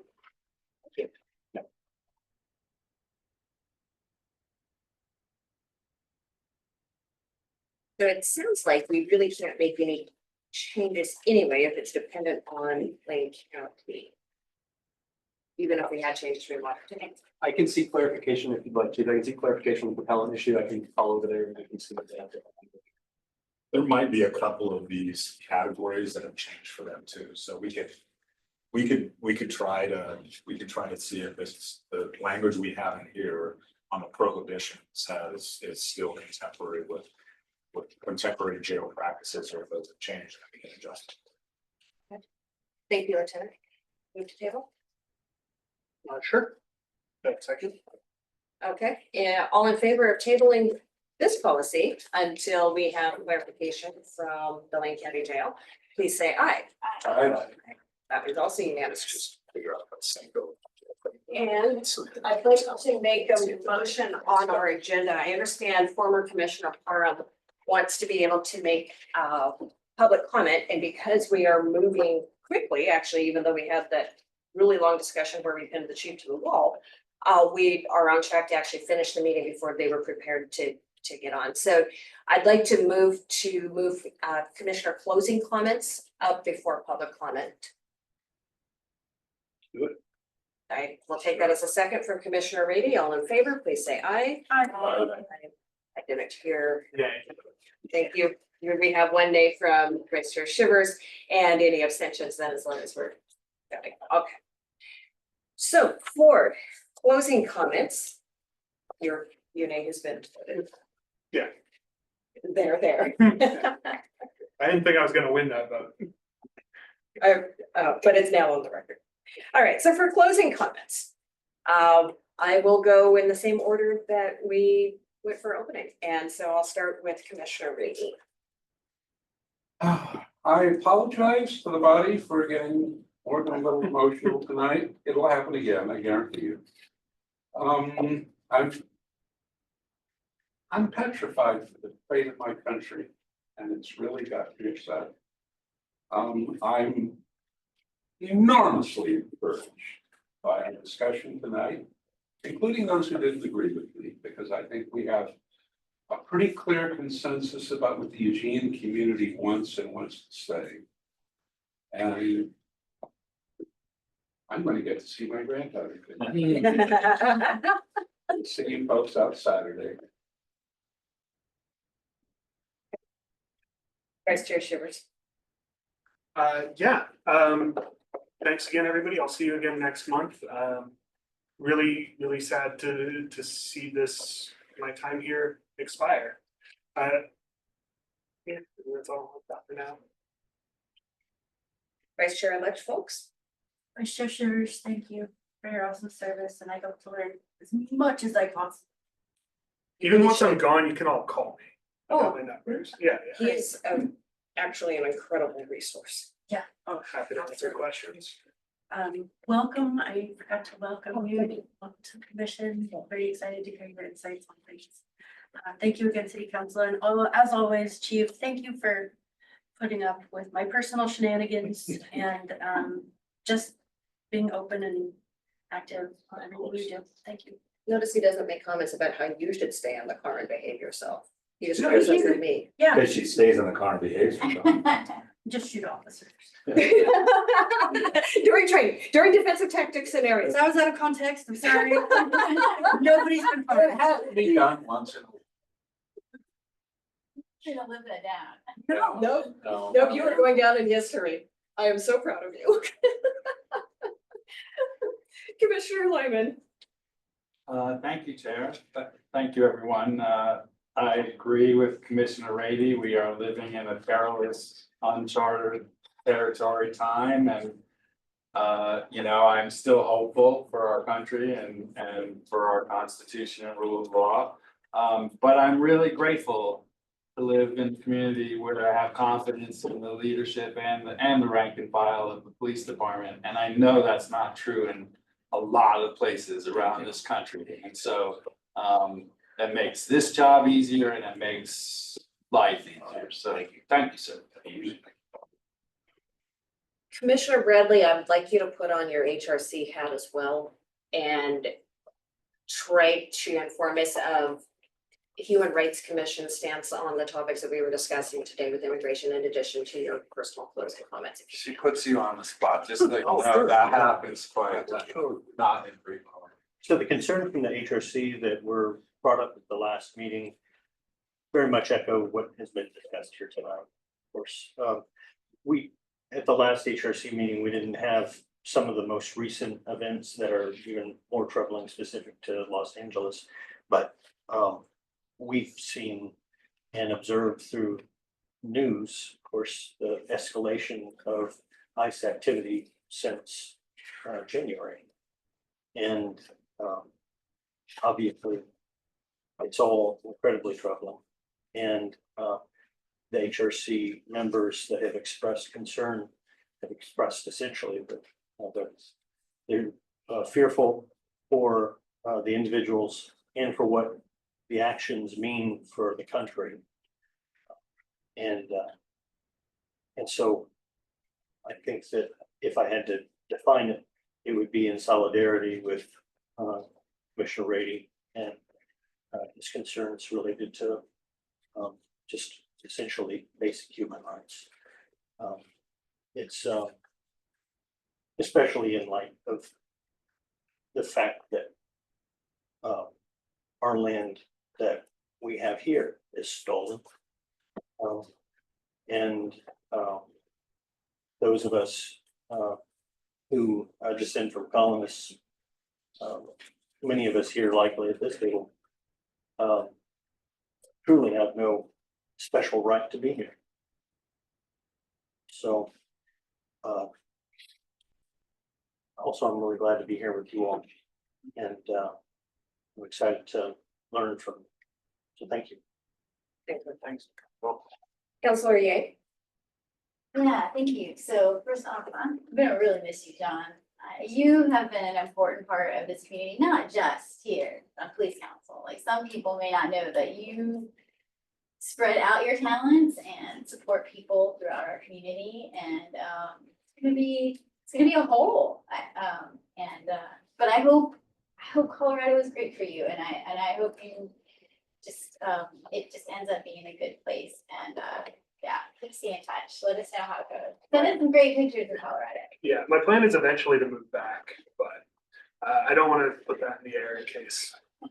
We'll keep that. Yeah. So, and on the video. Counselor Groves? Thank you, Chair. And I already sent my well wishes to you, Sean. Joe, I appreciate your passion. I really do. And when I was doing the comparison with the anarchist events and what's going on in LA, I wasn't trying to compare ICE to the anarchists. I was speaking to the rate with which violence can escalate. And if you haven't seen that, I know you have, but if you haven't seen that, it'll make your head swim. I mean, it just goes from nothing to people trying to kill each other, just in a matter of a few minutes sometimes. And that's the only thing I was trying to emphasize. And I truly do worry about everybody involved in one of those events. You know, I don't want to see anyone hurt. I don't care who they are. So anyway, that's where I was coming from. And I think I communicated that to you earlier when we were communicating back and forth, but I do appreciate you, and there's a lot I can learn from you. So, because we come in here with biases, and it's all based on what lived experience and what you've seen and what you've been through. And so, I think it's important that we have a cross section on these boards and commissions, and it can be enlightening. So, thank you. I am so incredibly proud of the humans that I get to work with around this table. The conversation that we had today was passionate, it was spirited, there were some differences, but I really appreciate the continuity of the human hearts that are held by every single person, even as everybody tries to find a different way to resolve a really, really inflammatory situation. I appreciate the chief's commitment to understanding and empathizing with our community and prioritizing our community values while keeping his officers safe and, doing his job. It's just that too. And I'm really impressed that we were able to come to a resolution for a recommendation to city council, even knowing that it may seem futile or redundant. But the fact that we have this at this platform and we are able to use it in our way to stand up for the rights of the human beings that are being taken away. I'm really impressed with this. Also, I thank you very much for your faith in electing me to a second term as chair. Online, we have former Commissioner William Parham. The online link, the public link was not working for them, so I sent them my link, and Holly has now renamed me as William Parham. William, thank you for joining us this evening. And are you here for public comment? Yes, I am. The floor is yours. Thank you. So, yeah, time isn't real, but it's one of our greatest resources. Time, like money, is one of the most valuable assets in a capitalist society. Amazing ways to figure out what to do with your time is passion and purpose. To live a fulfilled life, your time should be spent in places that give you belonging. Feelings of belonging and fulfillment can be increased when you spend your time doing things that you have a passion for and doing things that give you purpose. This commission gave me a sense of purpose and allowed for me to address issues with a sense of passion. However, it was rare that I felt belonging. I want to ask the commissioners that never got to know me, on a personal level, what does equity and inclusion mean to you? What would you do differently when the next person of color takes the position that I resigned from? In January, I stood up for a person of color that was brutalized by the police. It's not up to me to say if it was deserved, and it's not up to anyone on the commission to make that assessment as well. I was bullied and embarrassed by Commissioner Rady, harassed and contacted after the fact.